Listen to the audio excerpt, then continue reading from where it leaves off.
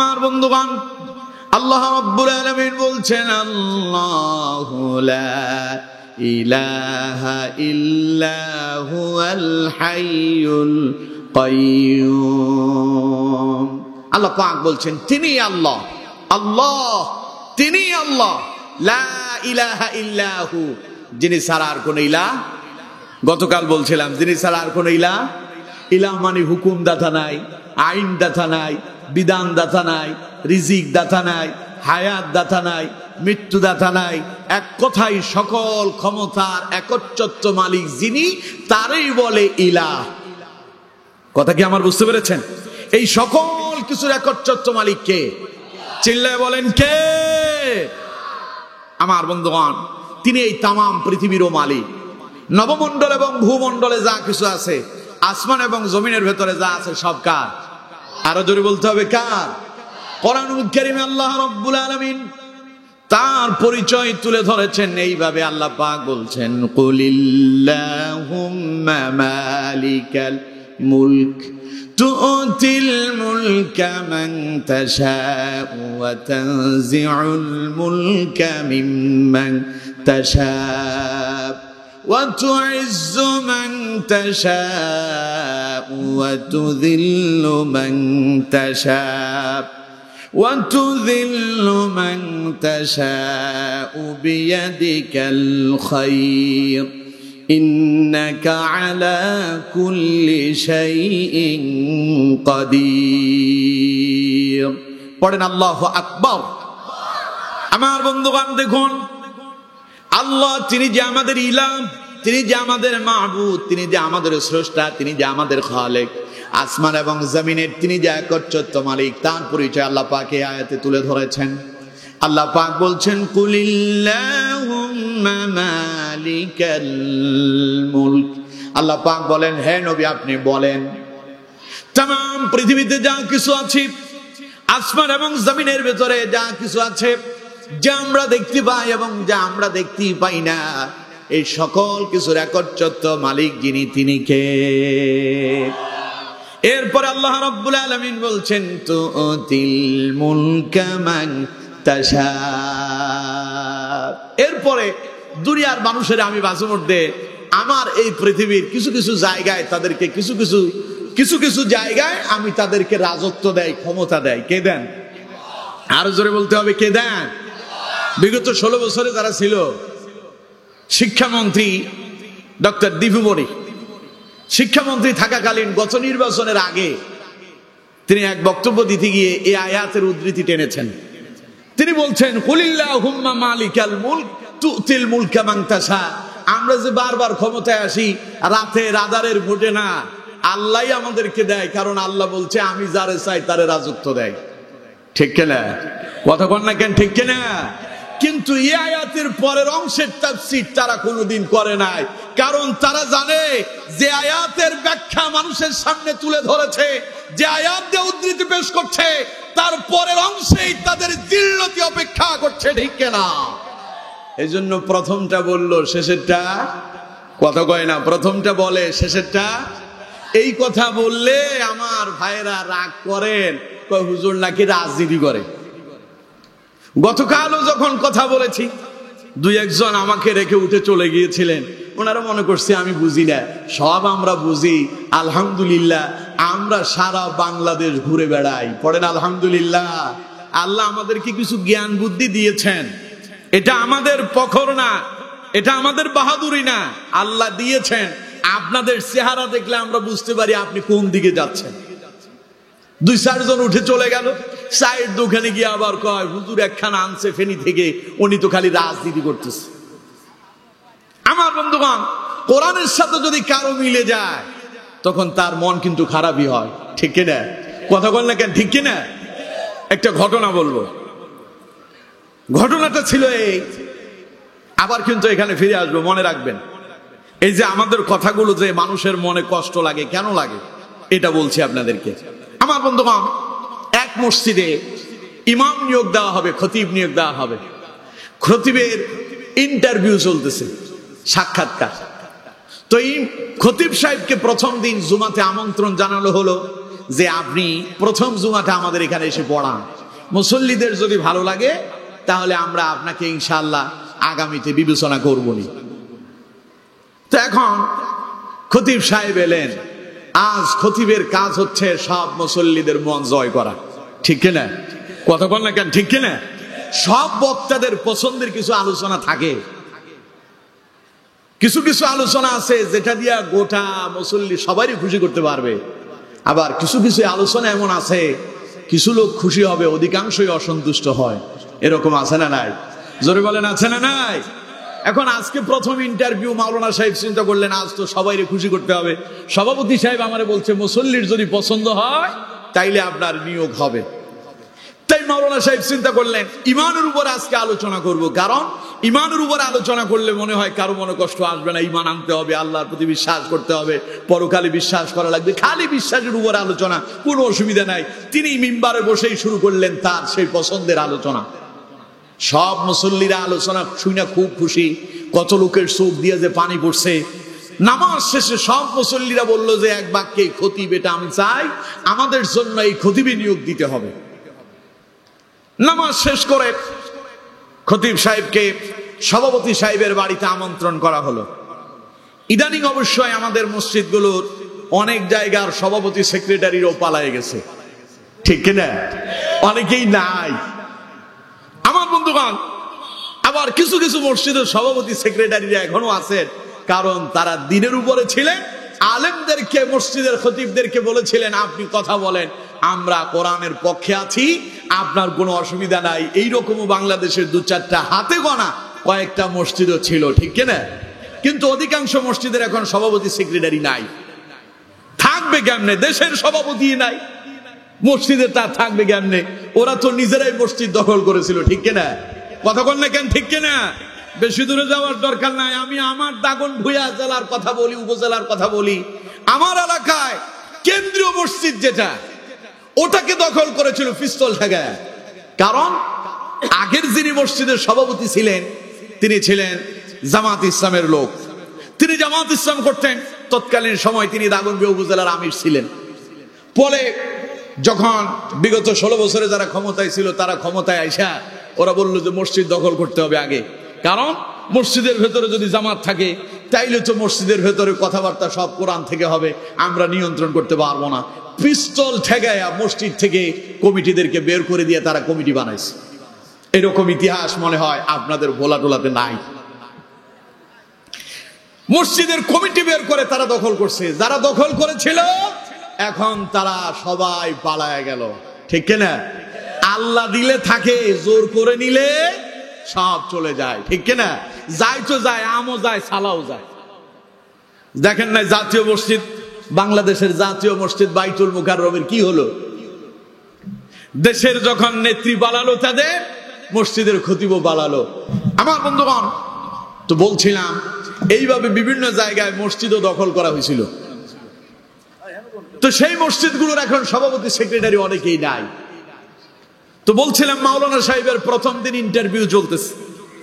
তিনি আজ বক্তব্য দিলেন, সবাই খুশি, সভাপতিও খুশি, সেক্রেটারিও খুশি, সবাই খুশি। প্রথম দিন সভাপতি সাহেব তার বাড়িতে খতিব সাহেবের খাবারের বন্দোবস্ত করলেন, অ্যারেঞ্জমেন্ট করলেন। নামাজ শেষে সভাপতি সাহেব পরিচয় দিলেন, আমি সভাপতি, আজকে আমার ঘরে যেতে হবে, সেখানে বসে খাবার খেতে হবে। যেই চিন্তা সেই কাজ। খতিব সাহেবকে নিয়ে তিনি রওনা হলেন বাড়িতে। বাড়িতে গিয়ে যখন তিনি সভাপতির ইমাম সাহেবকে সঙ্গে নিয়ে সভাপতি সাহেব যখন ঢুকলেন, তখন তার ঘরের থেকে সিনেমার গানের আওয়াজ শোনা যাচ্ছিল। এখন খতিব সাহেব সেখানে ঢুকলেন। খতিব আসতে শুই না তাড়াতাড়ি টেলিভিশন অফ হইল না অন হইল, কথা কয় না, কোনটা হইছে? তাড়াতাড়ি অফ করে দিয়েছে, টেলিভিশনটা বন্ধ করে দিল। হুজুর যখন ঘরে এলো, খুব ভালোভাবে আপ্যায়ন করলো। খতিব সাহেব খাবার দাবার খাইয়া দোয়া মুনাজাত কইরা তিনি চলে গেলেন। এর পরের জুমায় তারে নিয়োগ দিয়ে দেওয়া হলো, আগামী জুমা থেকে আপনি আমাদের এখানে সব সময় নিয়মিত খুতবা দিতে হবে। খতিব সাহেব রাজি হলেন, সবকিছু মিলাইয়া সব ওকে। দ্বিতীয় জুমায় এসে খতিব সাহেব আলোচনা করলেন গান বাজনার উপরে। খতিব সাহেব যখন গান বাজনার উপরে আলোচনা শুরু করছে, সভাপতি সাহেবের মনে পড়ছে গত জুমায় আমার ঘরে যখন খতিব খেতে গেল তখনই না আমার ঘরের ভেতরে সিনেমার আওয়াজ শোনা গেছিল, মনে হয় হুজুর এখন আমার ওয়াজ করতেছে।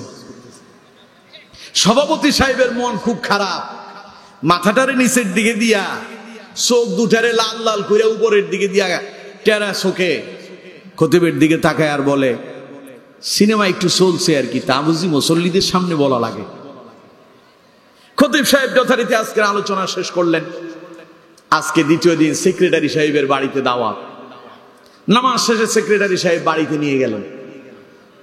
সেক্রেটারি সাহেবের ঘরে ঢোকার পরে তিনি দেখতে পেলেন যে সেক্রেটারি সাহেবের মেয়েটা খাবার নিয়ে আসতেছে। কে দেখলেন? খতিব সাহেব। খাবার নিয়ে এলো কে? মেয়ে। হুজুরের সামনে খাবার নিয়ে আসছে। হুজুর বললো যে ওরে তাড়াতাড়ি ভেতরে যেতে বলেন, খাবার দাবার আপনি নিয়ে আসেন। এখন আজকেও ভালো মন্দ খাইয়া সেক্রেটারি সাহেবের ঘরে খতিব সাহেব দোয়া মুনাজাত করে বিদায় নিলেন। পরের জুমা এসে খতিব সাহেব পর্দার উপরে দারুণ আলোচনা শুরু করলেন। সেক্রেটারি সাহেবের মন খুব খারাপ, মাথাটা নিচুর দিকে দিয়া টেরা টেরা চোখে চোখ দুটারে লাল কইরা খতিবের দিকে তাকায় আর কয়, মেয়ে না হয় আমার বেপরদায় চলে, এলাকার এটা কে না জানে, আপনি বুঝি আবার এটা মাইকে শুরু করলেন। খতিব তো আর জানে না ঘটনা কোন দিকে যাচ্ছে। দ্বিতীয় জুমা পড়ায়া আজকের দাওয়াত করলো কেশিয়ারের বাড়িতে। কেশিয়ারের বাড়িতে খাওয়া দাওয়া খাইয়া পরের জুমাতে এসে ইমাম সাহেব বক্তব্য দিলেন সুদের উপরে। এখন কেশিয়ার সাহেব বলে, মসজিদের টাকা পয়সা আমার কাছে থাকে, মাঝে মধ্যে এগুলো আমি সুদে লাগাই, এলাকার কে না জানে। কেশিয়ার সাহেবকে এই খতিব সাহেবকে এই তথ্য দিল কে? তিনি আমার বিরুদ্ধে বক্তব্য শুরু করছেন। সভাপতিরও মন খারাপ, সেক্রেটারিরও মন খারাপ, কেশিয়ারেরও। তিনজন কমিটির প্রধান তিন জুমা শেষে পরের জুমাতে মাস শেষ হবে। 4 জুমায় কয় মাস হয়? কথা কয় না। 4 জুমায় কয় মাস হয়? এখন চতুর্থ জুমার দিন খতিব সাহেব যখন খুতবা দিতে এলো, নামাজ শেষে সভাপতি, সেক্রেটারি, কেশিয়ার তিনজন মহিলা বৈশা একটা পরামর্শ করতেছে, আচ্ছা বিগত তিন জুমাতে আমাদের খতিব সাহেব আলোচনা করলো, আপনাদের কাছে কেমন লাগতেছে? সর্বপ্রথম কেশিয়ার তো সভাপতির নিচে, সেক্রেটারিরও নিচে, তো নিচের জন আগে বললো আর কি, আমার কাছে এত সুবিধা মনে হইতেছে না। সেক্রেটারি কয়, আমার কাছেও তো তাই মনে হচ্ছে। সভাপতি কয়, আপনাদের কাছে যেমনটা মনে হইতেছে আমার কাছেও তেমনটাই মনে হচ্ছে, এটা এত সুবিধা নয়। এখন চতুর্থ জুমায় নামাজ শেষে সভাপতি, সেক্রেটারি, কেশিয়ার সহ ইমাম সাহেবের সঙ্গে দেখা করতে এলেন। খতিবের সাথে দেখা করে বললেন, হুজুর গত 3 জুমায় আপনার আলোচনা শুনলাম, কিন্তু প্রথম জুমার আলোচনার সাথে কোনো মিল পাইলাম না। এলাকার লোকজন এত খুশি না, আগামী জুমা থেকে আর আপনি না আসলে আমরা খুশি হই। এই মাসের বেতন দিয়া খতিবটারে বিদায় করলো। কন্ত কেন করছে? কথা কয় না। কি বুঝলেন এতক্ষণের আলোচনা? কারণ খতিবের কোরআনের আলোচনায় সভাপতি, সেক্রেটারি, কেশিয়ারের গায়ে লাগছে। ঠিক কিনা? কথা কোন ঠিক কিনা? এখন গান বাজনা শোনা কে হারাম করছেন? কথা কয় না। কে? সিনেমা দেখা কে হারাম করেছেন? সুদ খাওয়া কে হারাম করেছেন? বেপরদায় চলতে কে নিষেধ করেছেন? আরো জোরে বলেন কে? এখন ইমাম সাহেব যখন কোরআন দিয়ে কথাগুলো বলল, যাদের এই অসুবিধাগুলো আছে তাদের কলিজায় আগুন লাগলো। ঠিক তেমনি ভাবে বিগত 16 বছর যারা এই বাংলাদেশে কোরআনের বিরোধিতা করেছিল, আলেমদের বিরোধিতা করেছিল, ইসলামী আন্দোলনের বিরোধিতা করেছিল, এখনো তারাই কোরআনের আলোচনা শুনলে, হক কথা বললে তাদের কাছে রাজনীতি মনে হয়। তাই কোরআনের মাহফিল থেকে বের হয়ে চায়ের দোকানে বসে বলে হুজুর রাজনীতি করতেছে। এখানে হুজুর রাজনীতি করে না, এই ময়দানে বসে আল্লাহর কোরআনের নীতি চলছে। ঠিক না? এই নীতি শুনলে যার ভালো লাগবে না, বুঝতে হবে তার কলিজার ভেতরে মুনাফিকি ঢুকছে। কথা কন না কেন? মুনাফিকেরা উপরে লেভেল ঠিক রাখে, ভেতরে আগুন ধরায়। ঠিক না?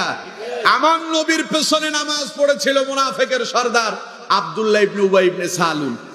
রাসূলুল্লাহর পেছনে নামাজ পড়তো, আর বক্তব্য রসুল দেওয়ার আগে সে উঠে দাঁড়ায় বলতো, এখন তিনি বক্তব্য দিচ্ছেন, তার কথা শোনা আমাদের ফরজ, তার কথা মানা ফরজ, তার উপরে বিশ্বাস করা ফরজ, তার কথা আমরা সবাই শুনবো, কিন্তু ভেতরে ভেতরে আবার কাফেরদের সঙ্গে মিলিত হইয়া রাসূলুল্লাহর হত্যার ষড়যন্ত্র করতো। ঠিক কিনা?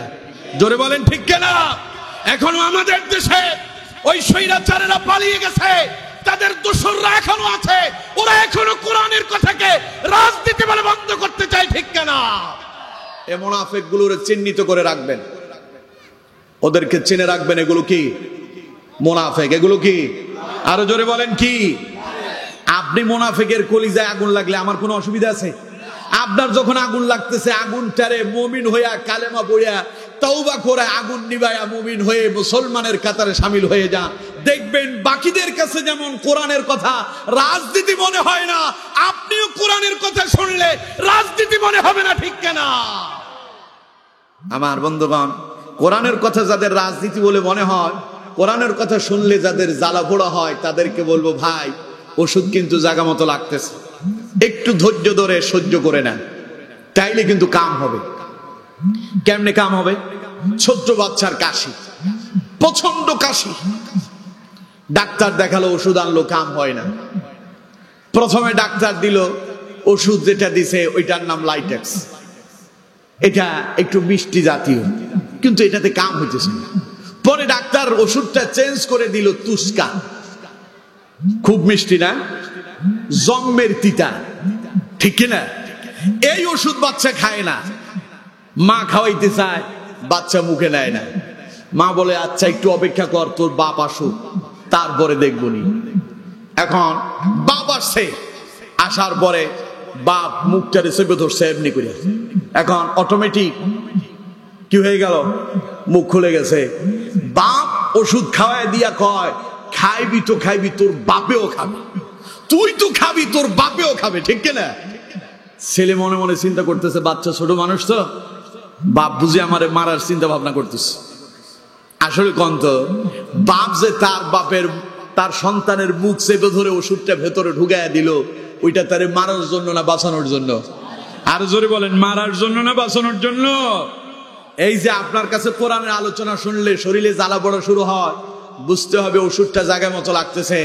আপনার কাছে মনে হইতেছে রাজনীতি বইলা আমি এখানে মাঠ কাঁপাইতে আসছি, এখানে রাজনীতি করতে আসি নাই। আমি এখানে দাঁড়ালে আমার এখানে নির্বাচন করতেও দেওয়া হবে না, আমি দাঁড়াইলে কেউ আমার ভোটও দেবে না, কারণ আমি তো এখানকার লোকই না। ঠিক কিনা? কতক্ষণ না কেন? ঠিক কিনা? তো আমি এখানে রাজনীতি করার কি আছে? আমি আপনাকে ওষুধ খাওয়াই দিচ্ছি, একটু কষ্ট করে হজম করে নেন।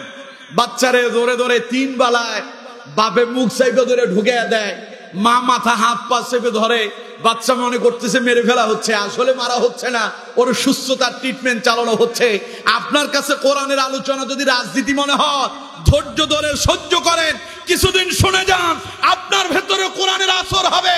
এরপরে কোরআন আর রাজনীতি মনে হবে না, আপনার মনে হবে এটাই আসল নীতি, এটাই আমার মেনে চলা উচিত। ঠিক কিনা? তাইলে শোনার জন্য রাজি আছেন না নাই? না রাজনীতি বলে বন্ধ করতে চান? রাজনীতি বলে বন্ধ করতে চান? আর রাজনীতি মনে হয় রাসূলুল্লাহ করেন নাই, নবী রাষ্ট্র পরিচালনা করে নাই। কথা কন না কেন? রাষ্ট্র পরিচালনা করে নাই, আবু বকর করে নাই, ওমর করে নাই, ওসমান করে নাই, হযরত আলী ইবনে আবি তালিব রাদিয়াল্লাহু তাআলা আনহু তারা রাষ্ট্র পরিচালনা করেন নাই। তো রাজনীতি তো তারাই করছে, রাজনীতি শুরু হয়েছে রাসূলের দিয়া। এখন যারা রাজনীতি বলে আমাদের কথা বন্ধ করতে চায়, ওদের রাজনীতি হলো সিটিং বাতি নীতি, আর আমাদেরটাই হলো আসল রাজনীতি। ঠিক কিনা? কারণ এটা রাসূল করেছেন, এটা আবু বকর করেছেন, এটা ওমর করেছেন, এটা ওসমান করেছেন, এটা আলী করছেন। সুতরাং এই নীতি করা আমাদের উপর ফরজ। শুধু ফরজ নয়, রাসূলুল্লাহ বলেছেন আল উলামা ওয়ারাসাতুল আম্বিয়া, আমার পরে আমার এই দায়িত্ব গ্রহণ করবে আলেমরা, তাদেরই কাজ হলো আমার এই কথাগুলো মানুষের কাছে প্রচার করা। চিল্লায় পড়েন সুবহানাল্লাহ। সুতরাং আপনি অসন্তুষ্ট হইলে আমার কোনো অসুবিধা নাই, আগামী বছর আমারে দাওয়াত না দিলেও আমার কোনো অসুবিধা নেই, আমি আর আসার ইচ্ছেই নাই। কারণ আমি তো বিগত অনেক বছর আসি নাই। 5 বছর আগে একবার চরবেশনে এসেছিলাম, তার আগে একবার আসছিলাম বোলার বোরহানুদ্দিনে। এই যে যাতায়াত ব্যবস্থা, লঞ্চ ফেরি, কি যে একটা কষ্ট, এই জন্য আসি না।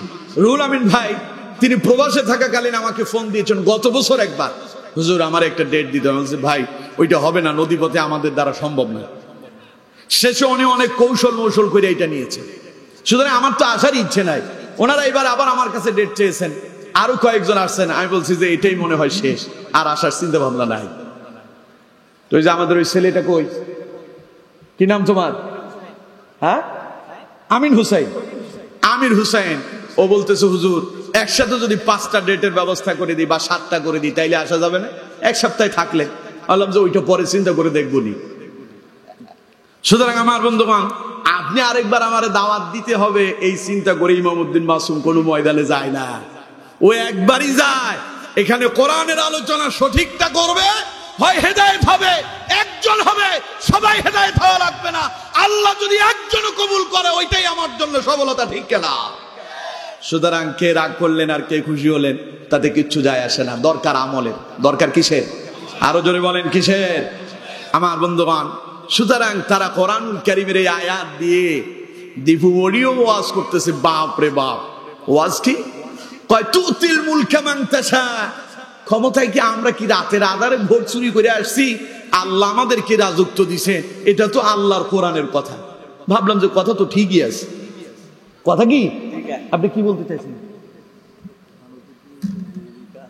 না, ওই কোরআনের আলোচনা বন্ধ করে এখন কি আপনার কি বলেন? গুরুত্বপূর্ণ কথা। জি বসেন। জি, অতিথি সাহেব কথা বলবেন, আমি সময় দেবো একটু পরে। কি বলেন অতিথি সাহেব? একটু পরে সময় দিই নাকি? জি আলহামদুলিল্লাহ। পড়েন আলহামদুলিল্লাহ। আমরা যদি সে আগের মতোই করি তাহলে তো কাম হবে না। এখন আমরা পরিবর্তন, ঠিক না? আস্তে আস্তে ইনশাআল্লাহ ভাইকে আমি সময় দেব, তিনি কথা বলবেন, আপনারা শুনবেন। কোরআনের আলোচনা বন্ধ করে সেদিকে গেলে আবার নতুন করে এটা শুরু করতে হবে। এখানে আসতে অলরেডি আমার 1 ঘন্টা হয়ে গেছে। 8টা 40-এ আমি এসেছি, এখন 9টা 40, তার মানে 1 ঘন্টা শেষ হয়ে গেছে। তো চিন্তা করে দেখেন, এখন আবার যদি মাঝখানে যদি ব্যাঘাত সৃষ্টি হয়, শুরু করতে আবারও 1 ঘন্টা লাগবে। কথা বুঝতেছেন?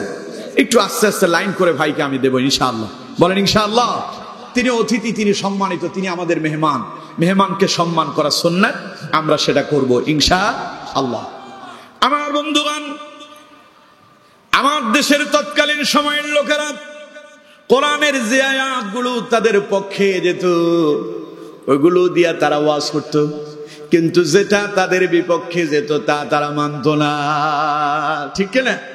কোরআনে আল্লাহ পাক বলছেন মিল্লাতা আবিকুম ইব্রাহিম হুয়া সাম্মাকুমুল মুসলিমিন। কার কথা? চিল্লায় বলেন কার কথা? আল্লাহ পাক বলছেন মিল্লাতা আবিকুম ইব্রাহিম, মুসলমানেরা শোনো, তোমাদের জাতির পিতা হলো ইব্রাহিম আলাইহিস সালাম। সুবহানাল্লাহ। কোন হুয়া সাম্মাকুমুল মুসলিমিন, কারণ তিনি তোমাদের নাম রেখেছেন মুসলমান। কিন্তু আমার বন্ধুগণ, বিগত দিনে যারা ছিল ওদের সব ব্যানার পেছনে তাদের স্লোগানে ছিল জাতির পিতা কেডা? তাদেরকে নাউজুবিল্লাহ বললেন না? আরো জোরে পড়েন নাউজুবিল্লাহ। জাতির পিতা যদি রাসূলুল্লাহকে বলা হয় কোরআনের আয়াতকে অস্বীকার করা হবে। জাতির পিতা যদি আদম আলাইহিস সালামকে বলা হয় কোরআনের আয়াতকে অস্বীকার করা হবে। জাতির পিতা মূসা আলাইহিস সালামকে বলা যাবে না, জাতির পিতা নূহ আলাইহিস সালামকে বলা যাবে না, জাতির পিতা মুহাম্মদ সাল্লাল্লাহু আলাইহি সাল্লামকে বলা যাবে না। কারণ আল্লাহ কোরআন দিয়ে ঘোষণা দিলেন জাতির পিতা হলো ইব্রাহিম আলাইহিস সালাম, ঠিক কি না? তৎকালীন যারা জাতির পিতাকে শেখ মুজিব বানালো, যখনই আমরা কোরআন দিয়ে জাতির পিতা প্রমাণ করলাম ইব্রাহিম আলাইহিস সালাম জাতির পিতা, তখন তারা এটারে মানলো না, বরং আমাদের বিরুদ্ধে, আলেমদের বিরুদ্ধে মিথ্যা মামলা দিয়ে জেলখানায় বন্দী করেছিল, ঠিক কিনা? তার মানে যেটা তাদের পক্ষে সেটা তারা মানে, যেটা তাদের বিপক্ষে তার বিরোধিতা করে। ওই যে বলতো তারা, শোনেন নাই লাকুম দীনুকুম ওয়ালিয়া দীন, কয় যার ধর্ম তার কাছে। তার মানে আমি আওয়ামী লীগ করি এটা আমার ব্যাপার, আপনি বিএনপি করেন আপনার ব্যাপার, আপনি জামাত করেন আপনার ব্যাপার, সুতরাং এটার সাথে আমাদেরটা মিলাবেন না। আমার বন্ধুগণ, আয়াতের তাফসীর কি হবে, অনুবাদ কি হবে তা তারা জানাই না। এখানে আল্লাহ রাব্বুল আলামিন লাকুম দীনুকুম ওয়ালিয়া দীন বলে বুঝালেন। কাফেরেরা যখন রাসূলুল্লাহর কাছে এলো, নবীজিকে সেই তারা প্রস্তাব দিল, মুহাম্মদ কিছুদিন তুমি আমাদের ধর্ম মানো, আর কিছুদিন আমরা তোমার ধর্ম মেনে চলবো। তখন আল্লাহ পাক বললেন তাদেরকে শোনা দাও, লাকুম দীনুকুম ওয়ালিয়া দিন। তাদের ধর্মীয় কাজ তারা যা করছে তা তাদের ব্যক্তিগত ব্যাপার, আর আমরা মুসলমানরা যা করছি এটা আমাদের ব্যাপার। আমাদেরটা আমরা আল্লাহর কাছে জবাব দেব, তোমাদেরটা তোমরা আল্লাহর কাছে জবাব দিবা। আর তারা ইসলামের বিরোধিতা করে জাতির পিতা শেখ মুজিব বানায়া দিয়া ওরা বলে লাকুম দীনুকুম ওয়ালিয়া দিন। তার মানে আয়াতটারে তারা নিজেদের পক্ষে নিয়েছিল, ঠিক কিনা? আরো বক্তব্য দেওয়ার সময় আল্লাহ বুখারীতে বলছে। এটা কি বুখারীর কথা না কোরআনের কথা? আরো জোরে বলেন, বুখারীর কথা না কোরআনের কথা? আরেক নর্তকী সারা জীবন করছে যাত্রাপালা, ও গেল সংসদে, পবিত্র জায়গাটারে অপবিত্র বানায় দিচ্ছে, ঠিক কিনা? কথা কন না কেন, ঠিক কিনা? নাম কিতা? নাম কিতা? নাম আমি নাই বলি, আপনারাই বলেন, পাবলিক জানে সবকিছু। ও কয় যে আমি সিয়াসিত্তার সব হাদিস পড়ে ফেলেছি। সিয়াসিত্তার হাদিস পড়া তুমি গান করো, হ্যাঁ? কি বুকটা ফাইটটা যায়, শয়তান। হ্যাঁ, ও জোট সরকারের আমলে তারে এই এলাকায় চরপেশরে ঢুকতে দেওয়া হয় না। আমি তার এলাকায় মাহফিল করছি, ওর আপন চাচা আমার বলতেছে হুজুর কেমনে যে এই পাগলটা যে ক্ষমতা এলো আল্লাহই ভালো জানে। আমি বললাম যে ঘটনা কি? কয় যে আমি তার বিপক্ষে আমি নিজেই নির্বাচন করেছি, কিন্তু কেমনে যে পাগল তারা নির্বাচিত করলো তা জানি না। পাগল ছাগল ঢুকে সিয়াসিত্তার সব হাদিস জানে, অথচ জাহান্নামের এক একটা কীটে পরিণত হয়ে যাচ্ছে, ঠিক কিনা? কথা বলেন, ঠিক কিনা আমার বন্ধুগণ? সুতরাং এই সমস্ত ধাপ্পাবাজি কোরআনের সাথে চলে না। খালি নিজেরটা মানে, যেটা নিজের পক্ষে যায়, কিন্তু কোরআনের পরের অংশ যে তার বিপক্ষে ওইটা মানে না। আল্লাহ বলছেন ইয়া আইয়ুহাল্লাযীনা আমানু লা তাকরাবুস সালাহ, মুমিনেরা নামাজের নিকটেও যেও না। কে বলেছেন? কথা কয় না কে? কিন্তু পরের অংশে কি বলছে তার কয় না। আল্লাহ নামাজের কাছে যেতে নিষেধ করছে। আল্লাহ যে পরের অংশে বলছেন ওয়ান্তুম সুকারা, যখন নেশাগ্রস্ত অবস্থায় থাকো, যখন অপবিত্র অবস্থায় থাকো, হাত্তা তা'লামু মা তাকুলুনা ওয়ালা জুনুবান ইল্লা আবিরি সাবিলিন হাত্তা তাগতাসিলু। তুমি কি বলো, কি করতেছো নিজেই বুঝতে পাও না। তোমার উপর গোসল ফরজ, তোমার উপর ওযু ফরজ। পবিত্র না হয়ে নামাজের নিকটবর্তী হয়ো না, এই কথা কার? কিন্তু আগেরটা বলে, পরেরটা।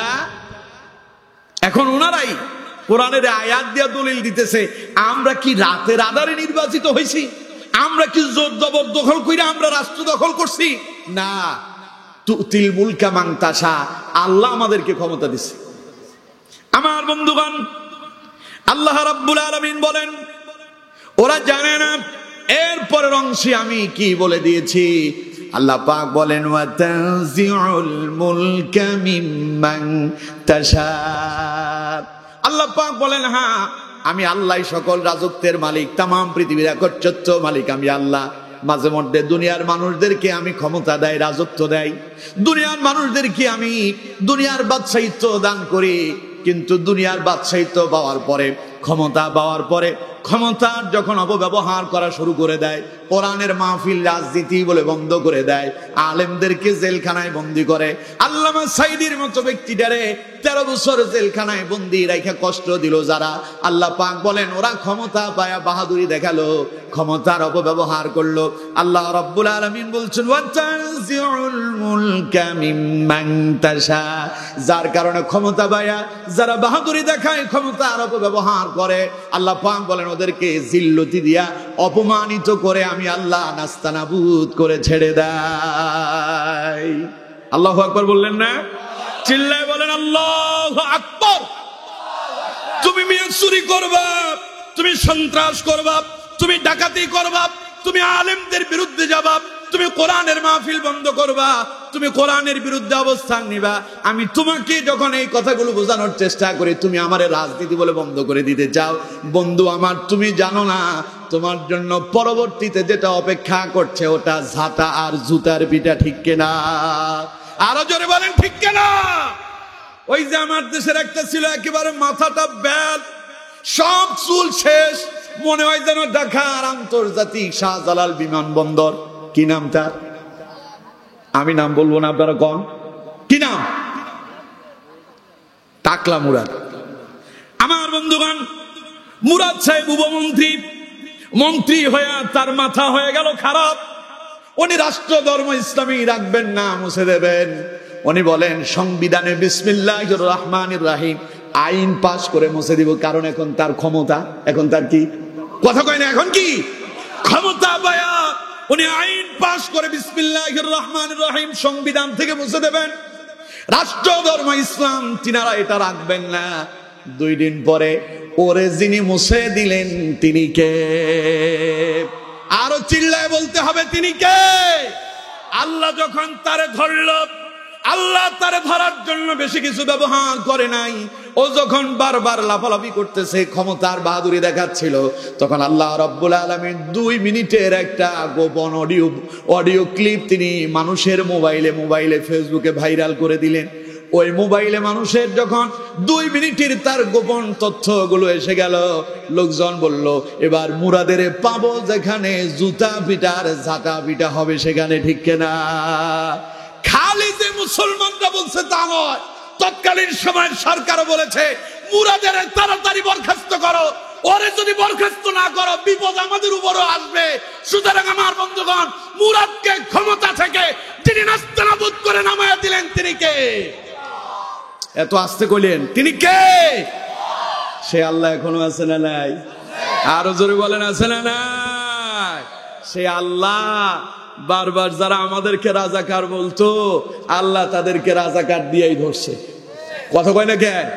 হুজুররা কথা কইলেই রাজাকার, কথায় কথায় রাজাকার।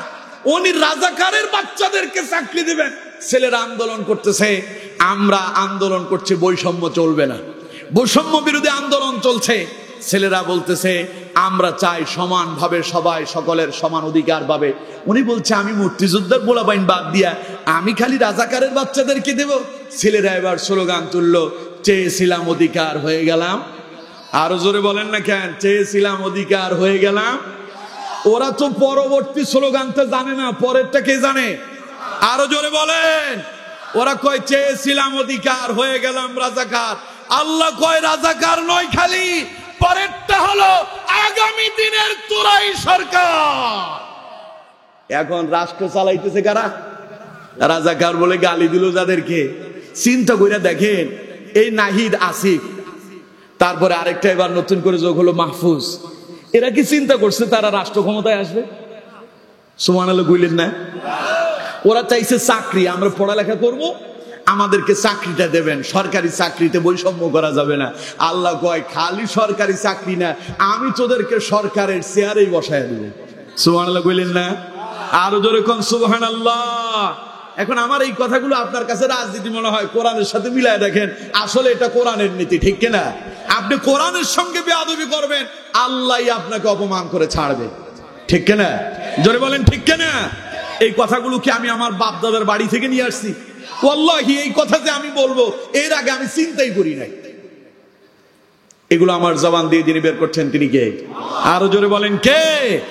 আমরা খালি কোরআনের আয়াত আর হাদিসগুলো হয়তো দেখি, কিন্তু এরপরে আমাদের জবান দিয়ে যিনি এই কথাগুলো বের করে দেন জনগণের উপকারের জন্য তিনি কে? সুতরাং আমার বন্ধুগণ, ওনারা বলতেছে তুতিল মুলকা মান তাশা। আমরা কি জোর কইরা ক্ষমতায় আসছি নাকি? আমাদেরকে তো আল্লাহই ক্ষমতা দিয়েছেন। আল্লাহ পাক বলেন, পরের অংশটা তো আর পড়লি না। আমি ক্ষমতা দিলাম ভালো কথা, ক্ষমতা তো আমি ফেরাউনকেও দিয়েছি, নমরুদকেও দিয়েছি। কাউকে আল্লাহ পাক ক্ষমতা দেন পরীক্ষা করার জন্য, আর কাউকে ক্ষমতা দেন ইসলামটারে কায়েম করার জন্য, ঠিক কিনা?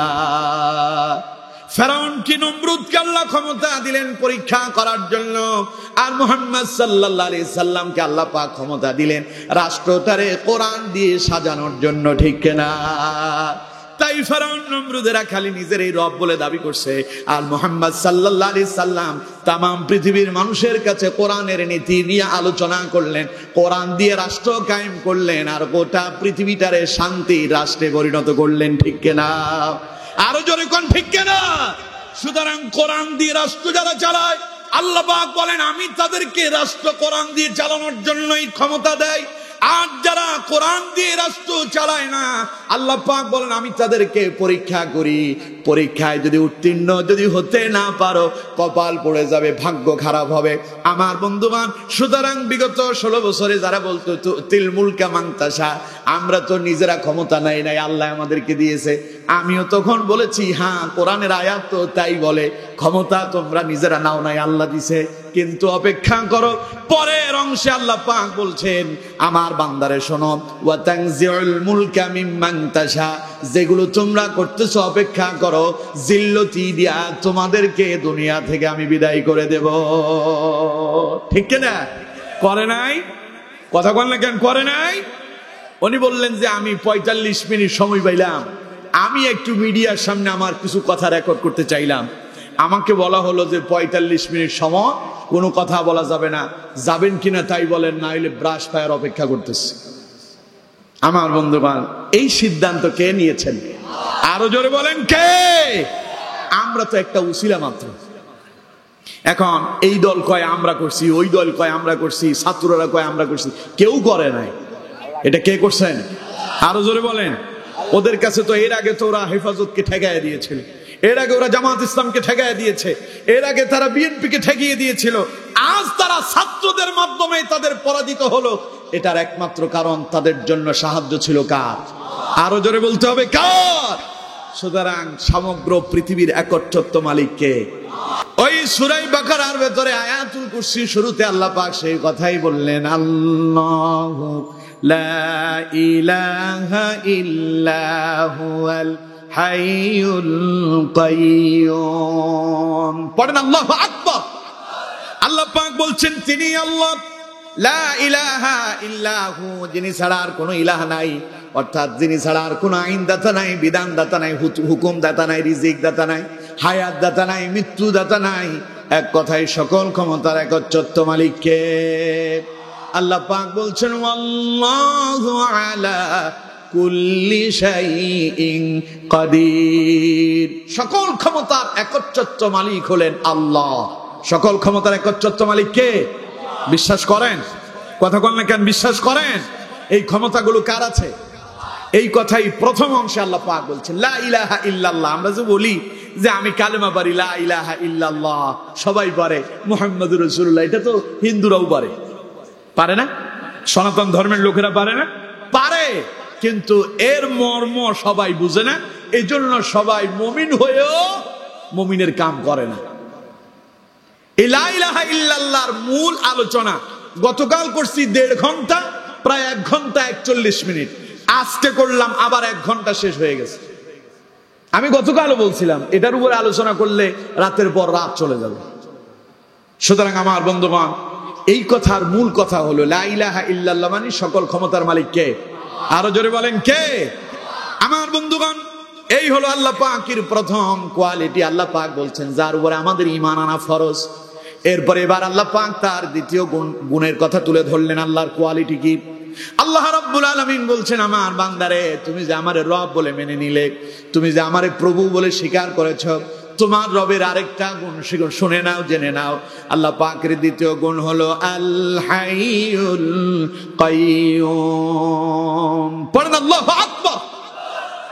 তাহলে আল্লাহ পাক তার দ্বিতীয় গুণের কথা বলছেন, আল হাইয়ুল কাইয়্যুম। আল্লাহ পাক বলছেন আমার দ্বিতীয় গুণ হচ্ছে আল হাই, আমি চিরঞ্জীব, আল কাইয়্যুম, আমি চিরস্থায়ী। সুবহানাল্লাহ। আরো জোরে বলেন সুবহানাল্লাহ। এই পৃথিবীতে মরবে না এমন কেউ আছেন? আচ্ছা, মরবেন না কারা কারা হাত তুলেন? মরবেন না, জীবনে মরবেন না। একজন পাওয়া গেছে।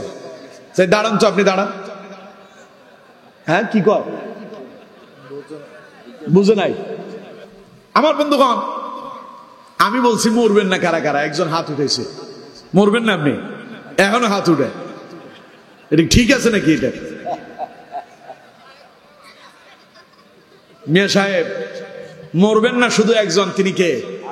আল হাই, তিনি চিরঞ্জীব, তার মৃত্যু নাই। আল কাইয়্যুম, তিনি চিরস্থায়ী, তিনি প্রতিষ্ঠিত, সুপ্রতিষ্ঠিত। তিনি যেমন ছিলেন তেমন আছেন, যেমন আছেন তেমনই থাকবেন। সুবহানাল্লাহ। আমার বন্ধুগণ, এই পৃথিবীতে আল্লাহ পাক যত জাতি প্রেরণ করেছেন, আমাদেরকে যিনি প্রেরণ করেছেন নির্দিষ্ট সময় দিয়ে প্রেরণ করছেন। আল্লাহ পাক বলছেন ওয়ালিকুল্লি উম্মাতিন আজাল ফাইযা জাআ আজালুহুম লা ইস্তাখিরুনা সাআতান ওয়া লা ইস্তাকদিমুন। পড়েন আল্লাহু আকবার। আমার বন্ধুগণ, আল্লাহ পাক বলছেন ওয়ালিকুল্লি উম্মাতিন আজাল, প্রত্যেক জাতিকে আল্লাহ পাক নির্দিষ্ট একটা সময় দিয়ে প্রেরণ করেছেন। সেই নির্দিষ্ট সময় কারো জীবনে 50 বছর, কারো জীবনে 60, 70, 80, খুব কম মানুষই 100 বছর পেয়ে থাকে, ঠিক কিনা? আরো জোরে বলেন ঠিক কিনা? উনি কই? ওই যে ওনার নাম কি? মাওলানা আব্দুর রহিম সাহেব, আলহাজ মাওলানা আব্দুর রহিম সাহেব। এক সময় তিনি এই ময়দানগুলোতে কোরআনের কথা বলেছিলেন। আজও তিনি এখানে বসে আছেন। পড়েন আলহামদুলিল্লাহ। এই মানুষটাকে আল্লাহ পাক হযরত আবু বকরের সঙ্গে কবুল করেন। পড়েন আমিন। বয়স কত জানেন? 106 নাকি? আলহামদুলিল্লাহ বললেন না? এরকম বয়সের মানুষ খুব কম পাওয়া যায় নাকি? কথা বল না কেন? আমার বন্ধুগণ, চিন্তা করেন তো, তারে আল্লাহ 106 বছর পর্যন্ত নিয়ে গেলেন, তার মানে তার নির্ধারিত সময় এখনো। কিন্তু আমার বন্ধুগণ, তাকায় দেখেন, কারো ঘরের ভেতরে একটা সন্তান এলো, 2 ঘন্টা বেঁচে ছিল। কারো বা 1 মিনিট সময় শুধু আসলো, ওয়া করলো, আর শেষ হয়ে গেল। কেউ বা মায়ের পেটে শেষ হয়ে গেল। কেউ বা দুনিয়া আসার পরে মা বাবার চক্ষু শীতল, সন্তান চেহারা দেখলেই মা বাবার কলিজা বড় হয়ে যেত, এটা আমার সন্তান নাকি। চেহারা দেখে আব্বা আম্মা খুশি হয়ে যেতেন। কিন্তু এই সন্তানটা 2, 4, 5 বছর বয়স হঠাৎ করে আকস্মিক পানিতে পড়ে মরে গেল। লোকজন বলে পানিতেই পড়ে মরেছে, আসলে পানিতে পড়ে মরে নাই, আল্লাহ তার নির্ধারিত যে সময় দিলেন সেটা শেষ হয়ে গেছে, ঠিক না? এইভাবে কারো 5 বছর, কারো বা 10 বছর, কারো বা 20 বছর, কারো 50, কারো 60, কারো 70, কারো 80, 100 বছরের নির্ধারিত সময় দিয়ে আল্লাহ আমাদেরকে প্রেরণ করছেন। সেই নির্ধারিত সময় যখন আসবে, আল্লাহ পাক বলছেন ইদা জাআ আজালুহুম লা ইস্তাখিরুনা সাআতান ওয়া লা ইস্তাকদিমুন। আল্লাহ পাক বলছেন সেই নির্ধারিত সময় যখন তোমার শেষ হয়ে যাবে, আকস্মিক মালাকুল মউত তোমার কাছে আসবে। তখন কেউ বা মোটরসাইকেল চালাচ্ছে খুব দ্রুত গতিতে, 100 কিলোমিটার স্পিড, খুব দ্রুত গতিতে তার মোটরসাইকেল চলছে। আকস্মিক সামনে গিয়ে আরেকটা গাড়ির সঙ্গে ধাক্কা লাগলো, মুহূর্তের ভেতরে স্পট ডেড, জায়গায় সে শেষ হয়ে গেছে। লোকজন মনে করে সেই গাড়ি অ্যাক্সিডেন্ট করে মরলো, আসলে সেই গাড়ি অ্যাক্সিডেন্ট করে মরছে যে এটা মানুষ দেখেছে। কিন্তু আল্লাহ পাক বলেন ইদা জাআ আজালুহুম, যখন সেই গাড়ি চালাচ্ছিল ওই মুহূর্তে মালাকুল মউত তার কাছে আসছে। লা ইস্তাখিরুনা সাআতান ওয়া লা ইস্তাকদিমুন, গাড়িটা সাইড করে যে সে ব্রেক করে দাঁড়াবে, সেই সময় তার জন্য নির্ধারিত ছিল না। যখন এই সময় হবে, 1 মিনিটও বিলম্ব হবে না, 1 সেকেন্ডও দেরি করা হবে না। মুহূর্তের ভেতরে দেহ থেকে প্রাণটা, রুটা যিনি বের করে নিয়ে যাবেন তিনি কে? আরো জোরে বলেন কে? সুতরাং আমার বন্ধুগণ, এই পৃথিবীতে আমরা কেউই থাকতে আসিনি, আমরা কেউ থাকতেই পারবো না, থাকার জন্য চেষ্টা করলেও হবে না। আল্লাহ পাক বলেন পৃথিবীর সব একদিন শেষ হয়ে যাবে, শুধুমাত্র একজন থাকবেন, তিনি কে? মাথার উপরে যে আসমান দেখছেন, এই আসমান ভেঙে পড়ে যাবে, পাহাড়গুলো তুলার মতো উঠতে থাকবে। কোরআনুল কারীমে আল্লাহ পাক বলছেন ইয়াউমা নাতুমিস সামাআ كطي السجل للكتب كما بدأنا أول خلق نعيد وعدا علينا إنا كنا فاعلين পড়েন আল্লাহু আকবার। আল্লাহ পাক বলছেন ইয়াউমা নাতুমিস সামাআ কাতাইয়িস সিজিল্লি লিল কুতুব, মাথার উপরে যে আসমান দেখতেছো, এই আসমানটাকে আমি একদিন গোটায় নেব। আল্লাহ পাক বলছেন এটাকে এমন ভাবে গোটায় আনা হবে, ওই যে বিভিন্ন লাইব্রেরিতে বইগুলো যেমন একটার উপরে একটা সাজায় রাখা হয়, আল্লাহ পাক বলছেন কাতাইয়িস সিজিল্লি লিল কুতুব, 7টা আসমান একটার উপরে একটা বইয়ের মতো, একটার উপরে আরেকটা ভাঁজ করে যিনি ফেলে দেবেন তিনি কে? আরো জোরে বলেন কে? এরপরে আল্লাহ পাক বলছেন কামা বাদানা আউয়ালা খালকিন নুঈদু। আল্লাহ পাক বলছেন সব যখন শেষ হয়ে যাবে, মানব দানব সব যখন মরে যাবে, আসমানটা ভেঙে দেওয়া হবে। এরপরে আল্লাহ রাব্বুল আলামিন বলছেন আসমানের সূর্য তার আলো হারিয়ে ফেলবে, চন্দ্রগুলো চলে যাবে, আসমানের তারকারাজিগুলো খসে খসে পড়ে যাবে, সব শেষ করে দিয়ে আল্লাহ পাক বলছেন কাতাইয়িস সিজিল্লিল কুতুব কামা বাদানা আউয়ালা খালকিন নুঈদু। আল্লাহ পাক বলেন এরপরে আমি আবার तमाम পৃথিবীটাকে নতুন করে আবার সাজাবো। বলেন আল্লাহু আকবার। এই ক্ষমতা কার? সব যখন মরে গেল, সব মরে শেষ হয়ে গেল, এখনো যিনি বেঁচে আছেন তিনি কে?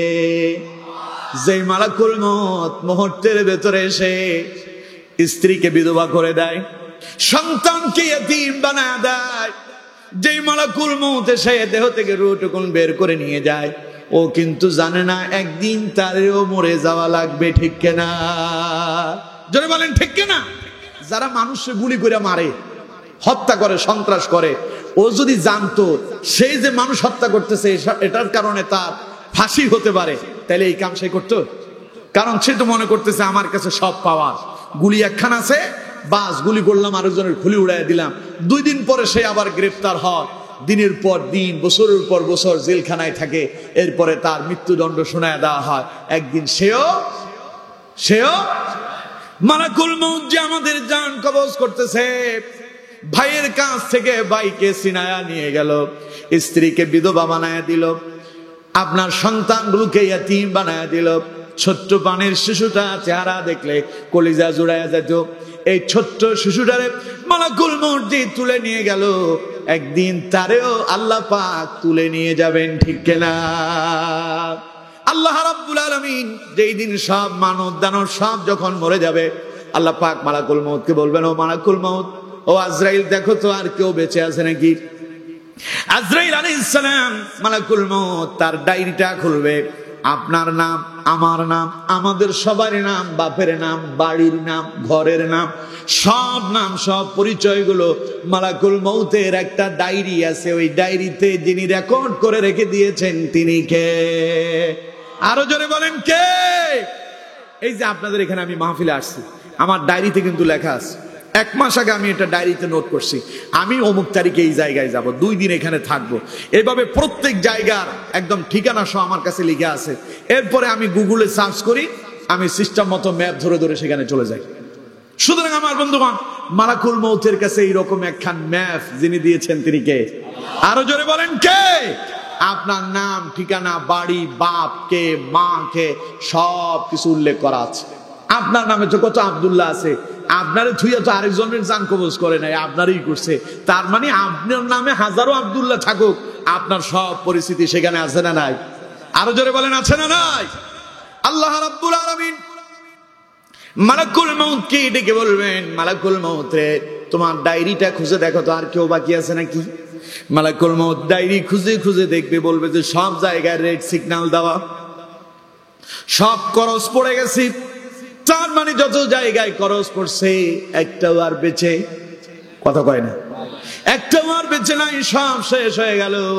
আল্লাহ পাক বলবেন মালাকুল মউত ভালোভাবে দেখো। মালাকুল মউত ভালোভাবে যাচাই বাছাই করে বলবে আল্লাহ আর কেউ বেঁচে নাই। আল্লাহ বলবেন আবার দেখো। মালাকুল মউত আবার দেখবে, আল্লাহ বলবেন আবার দেখো। কয়বার হলো? 3 বার বলার পরে এবার আল্লাহ পাক বলবেন মালাকুল মউত রে, যেহেতু আর কেউ বেঁচে নাই, তাহলে তোমারও আর প্রয়োজন নাই, তুমি আর কার জান কবজ করবা, সব তো মরে গেছে। তোমাকে তো আমি এই দায়িত্ব দেওয়ার জন্যই তোমারে তৈরি করছি, সুতরাং আর তোমারও বেঁচে থাকার প্রয়োজন নাই, তুমিও মরে যাও। আল্লাহু আকবার। মানুষের জান কবজ করতো যখন মালাকুল মউত, কত মানুষ কাঁদতো, দেহ থেকে রূহটা বের হয়ে যাচ্ছে, কত কষ্ট হতো। এই কষ্ট মালাকুল মউত দেখতে পেয়েছিল। সেই দিন মালাকুল মউত ভয়ে এমন জোরে একটা চিৎকার মারবে, আরে আমারও বুঝি অবস্থা হবে। চিৎকার দেবে যখন দেহ থেকে রূহটা বের হয়ে যাবে, ঠিক তখন জায়গায় স্পট ডেট শেষ, মালাকুল মউত শেষ। এখন আছেন কে? আরো জোরে বলেন কে? আল্লাহ পাক বলছেন আল হাইয়ুল কাইয়ুম, আমি চিরঞ্জীব, আমি চিরস্থায়ী, আমি অনাদি, আমি অনন্ত, আমি আছি, আমি ছিলাম, আমি। জোরে বলেন। তাহলে আমরা সবাই মরে যাব, যিনি মরবেন না তিনি কে? আমরা সবাই চলে যাব, যিনি যাবেন না তিনি কে? তিনি চিরস্থায়ী, তিনি আছেন, তিনি ছিলেন, তিনি। জোরে বলেন না কেন? তিনি থাকবেন না? সন্দেহ আছে? তাই চিল্লায় কন্ত, যিনি থাকবেন তিনি কে? আরো চিল্লায় বলেন তিনি কে? আমার বন্ধুগণ, তাহলে এইগুলো দুইটা গুণ। সময় কম তো, এর জন্য আর বেশি লম্বা করতেছি না, একটু পরেই আলোচনার ইতি টানবো ইনশাআল্লাহ। যেহেতু প্রধান অতিথি আছেন, তারে আমি একটু সময় দিয়ে দেবো ইনশাআল্লাহ। বলেন ইনশাআল্লাহ। আমার বন্ধুগণ, এই গেল দুইটা গুণ। এবার 3 নাম্বার গুণটা শুনেন। আমাদের রব, আমাদের মুনিব, আমাদের স্রষ্টা, আমাদের আল্লাহ, তার ক্ষমতাগত আল্লাহ রাব্বুল আলামিন বলছেন, লা তাখুযুহু সিনাতুন ওয়ালা নাওম। আল্লাহ পাক বলছেন, আমার বান্দারে শোনো, আমি তোমাদের এমন রব, আমি তোমাদের এমন মাবুদ, আমি তোমাদের এমন স্রষ্টা। লা তাখুযুহু সিনা। আল্লাহ পাক বলেন, তন্দ্রা তো দূরের কথা, আল্লাহ পাক বলেন লা তাখুযুহু সিনা, আমাকে তন্দ্রা স্পর্শ করে না। ওয়ালা নাওম, ঘুম তো আমার কাছেই আসতে পারে না। পড়েন আল্লাহু আকবার। সিনাতুন শব্দের অর্থ হলো ঝিমানি, ঝিমানি। আর মানে এটা আমি সাধারণ ভাষায় বললাম আর কি, বইয়ের ভাষায় তন্দ্রা, বইয়ের ভাষায় কি। আর নাওম শব্দের অর্থ হলো নিদ্রা, আর আমাদের ভাষায় ঘুম। আমাদের চলিত ভাষা, প্রচলিত ভাষায় কি? ঘুম। আর এটাকে যদি আমরা বইয়ের ভাষায় ধরি তাহলে হলো নিদ্রা। আর সিনাতুন শব্দের অর্থ হলো ঝিমানি, ঘুমের প্রথম ভাগ। দেখবেন লোকজন মাঝে মধ্যে বসে বসে আছে না এরকম, এটারে বলে সিনাতুন, এটারে কি বলে? ঝিমানি। এটারে আপনাদের এখানকার ভাষায় কি কয়? ঝিমানি কয়। এটা আমাদের ফেনী এবং নোয়াখালীর ভাষায়ও কি বলে? ঝিমানি না, আমাদের বলে জুরানি। আমাদের ফেনীর ভাষা কি কয়? জুরের, জুরের তুন্দ্রা, এখানকার তুন্দ্রা, জুরানিও বলে। তাহলে ঠিক আছে, কাছাকাছি তো, বেশি দূর না। খালি নদীটা পার হইলে লক্ষ্মীপুর, লক্ষ্মীপুরের বলে নোয়াখালী, তারপর ফেনী, তিনটা মিলে বৃহত্তর নোয়াখালী, ঠিক না? আমার বন্ধুগণ, তাইলে আল্লাহ পাক বলছেন, লা তাখুযুহু সিনাতুন ওয়ালা নাওম, তোমাদের রব এমন রব, ঘুম তো দূরের কথা, তন্দ্রাও সামান্য সময়ের জন্য আল্লাহকে স্পর্শ করে। আরো জোরে বলতে হবে, করে।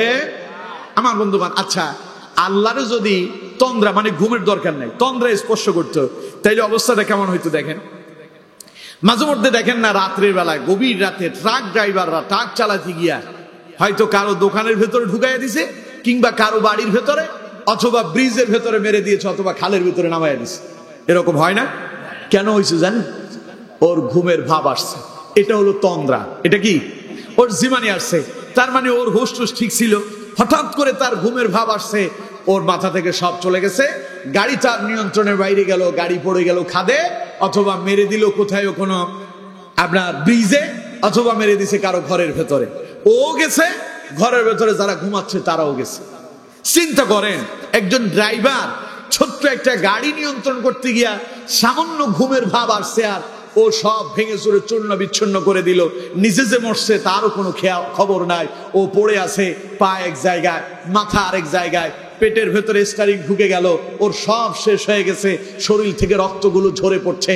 চিন্তা করেন তো, আল্লাহ পাক যিনি তাম পৃথিবী পরিচালনা করেন, তিনি যদি সামান্য সময়ের জন্য এইভাবে যদি তন্দ্রায় যেতেন, সামান্য ঝিমনি আসতো, এই পৃথিবীটা কন্ট্রোল করাটা সহজ হতো না কঠিন হতো? একটা ট্রাক, একটা বাস, একটা পিকআপ, অথবা একটা প্রাইভেট, অথবা একটা মোটর সাইকেল, অথবা একটা রিক্সা, ওইটা কন্ট্রোল করা কঠিন না তাম পৃথিবী কন্ট্রোল করা কঠিন? চিন্তা করছেন, কোনদিন সকালবেলার সূর্য কি রাত্রিবেলায় উঠছে? কথা কয় না কেন? উঠছে। আচ্ছা, সূর্যটা প্রতিদিন কোন দিক থেকে উঠে? পূর্ব দিক। কোনদিন কি এই সূর্য দক্ষিণ দিক থেকে উঠছে? উত্তর দিক থেকে উঠছে? তবে একদিন এটা পশ্চিম দিক থেকে উঠবে। তবে সেটাও কে উঠাবেন? জোরে বলেন, কে? যেই দিন সূর্যটা পশ্চিম দিক থেকে উঠবে, সেই দিন তাম পৃথিবী শেষ, সেই দিন কিয়ামত কায়েম হয়ে যাবে। সুতরাং আমার বন্ধুগণ, আল্লাহ যদি ঘুমায়া যেত, তাইলে সূর্য কি সময় মতো পূর্ব দিক থেকে উঠতে পারত? কথা বল না, কে উঠান? আরো জোরে বলেন। এই যে সন্ধ্যা যখন নেমে আসে, আকাশে এই প্রদীপ, এই সুন্দর চন্দ্রটা, এই চাঁদটা যিনি সেট করে দিয়া গোটা পৃথিবীটাকে আলোকিত করে এক মনোরম পরিবেশ তৈরি করে দেন, তিনি কে? আপনারা এই মাহফিল সাজানোর জন্য মাঝে মধ্যে বিভিন্ন জায়গায় আপনারা ঝিলিক বাতি লাগান। এটারে আমাদের ফেনীর ভাষায় জুনি বাতি বলে, আপনাদের এখানে কি বলে? জুনি বাতি। এই যে জুনি বাতি আপনারা লাগান, এগুলো বা ঝাড়বাতি লাগায়া আপনারা সৌন্দর্য প্রদর্শন করেন, বিবাহতে বেশিরভাগ হয়। আমার বন্ধুগণ, চিন্তা করছেন যখন রাত নেমে আসে, আল্লাহ পাক গোটা আসমানটারে কত সুন্দর এই রকম ঝিলিক বাতি দিয়া কি সুন্দর করে তারকারাদি দিয়া সাজায়া দিলেন। এত সুন্দর করে যিনি সাজালেন তিনি কে? আরো জোরে বলেন কে? মনে করেন আপনি ঘুমায় আছেন আর কি, আপনার একখান হোটেল আছে, হোটেল ব্যবসা করেন আপনি। সকালবেলা আপনার হোটেলে কাস্টমার আসবে, সময় মতো পরোটা তৈরি করতে হবে, খামির বানাতে হবে। আপনি ঘুমে আপনার পরোটার কারিগর চিন্তা করতেছে, মালিক তো এখনো ঘুমাইতেছে, আরো কিছু সময় তারে ফাঁকি দেওয়া যাবে, ঠিক কিনা? তাই সে সকালে যেখানে আসার কথা ছিল ফজরের আগে, আসে ফজরের পরে। বলে জনগণ আইসা যখন কাস্টমাররা দোকানে এসে সময় মতো পরোটা পায় না, 2-4 দিন পরে জনগণ আর সেই দোকানে যায় না, জানে যে এটা সময় মতো খোলে না, কারণ ঘুমে। সমস্যাটা সৃষ্টি করছে কে? কথা কয় না কে? ঘুম। তাহলে এই ঘুমে যদি দুনিয়ার সামান্য একজন দুনিয়ার হোটেলের মালিক ঘুমের কারণে তার ব্যবসা বাণিজ্য নষ্ট হয়ে যায়, তাম পৃথিবী যিনি চালান সে আল্লাহ যদি ঘুমায়া যেত, তাহলে আমাদের অবস্থা ভালো হইতো না খারাপ হইতো? আরো জোরে বলেন, ভালো না খারাপ? আকস্মিক আকাশে লেগে যেত যুদ্ধ বিগ্রহ। সূর্য বলতো যে আমি রাত্রে উঠবো, চন্দ্র বলতো যে না আমি দিনে উঠবো, লাগতো ঝগড়া। আল্লাহ কয় এগুলো সব নিয়ন্ত্রণ করার জন্য আমি আল্লাহ আমার জন্য ঘুমকে হারাম করে দিয়েছি। সুবহানাল্লাহ। আর আমাদের জন্য, দুনিয়ার মানুষের জন্য আল্লাহ পাক বলছেন আমি ঘুমটাকে তোমাদের জন্য আরামদায়ক করেছি। সুবহানাল্লাহ বলেন না? আল্লাহ রাব্বুল আলামিন বলছেন ওয়াজআলনা নাওমাকুম সুবাতা ওয়াজআলনাল লাইলা লিবাসা।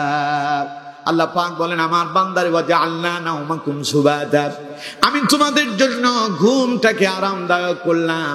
ওয়াজআলনাল লাইলা লিবাসা, আর রাতটাকে তোমাদের জন্য আমি আল্লাহ পাক আবরণ স্বরূপ ঢেকে দিলাম। সুবহানাল্লাহ। আপনার যদি রাত্রিবেলায় ভালোভাবে যদি ঘুম যদি না হয়, সকালবেলা অফিসে যায় কাজ সঠিকভাবে করা যাবে নাকি? জোরে বলেন, করা যাবে? রাত্রিবেলায় ঘুম আপনার ভালো হলো না, সারাদিন কোনো কাজেই আপনি তৃপ্তি পাবেন না, কারণ আপনার ঘুম আপনার হয় নাই, গোটা দেহটাতে অশান্তি ঢুকে যায়। এই জন্য আল্লাহ পাক বলছেন আমার বান্দারে ঘুমটা আমি তোমাদের জন্য করলাম আরামদায়ক, আর আমি আমার জন্য ঘুমটাকে করলাম হারাম। সুবহানাল্লাহ পড়েন। আপনি যদি না ঘুমান, রাত্রিবেলায় ঘুমাতেই পারলেন না, আল্লাহ পাক বলেন ঘুম কিন্তু দিনের বেলার জন্য দেই না, রাতের বেলার জন্য দিয়েছি। সারাদিন কাজ করলেন, সারাদিন কাজ করে আপনি ক্লান্ত হয়ে গেলেন, দিন আল্লাহ কেন দিলেন এটা একটু বলি। আল্লাহ রাব্বুল আলামিন বলছেন ওয়াজআলনান নাহারা মাআশা, দিনটাকে আমি আল্লাহ পাক তোমাদের জন্য কর্ম উপযোগী করে দিয়েছি। সুবহানাল্লাহ পড়ে। এর জন্য ব্যবসা বাণিজ্য রাতে হয় না দিনে হয়। কথা কয় না, দিনে না রাতে? আপনারা যে ক্ষেত খামার করেন বদলা দেন রাতে না দিনে, কারণ হলো দিন হলো কর্মের জন্য উপযোগী।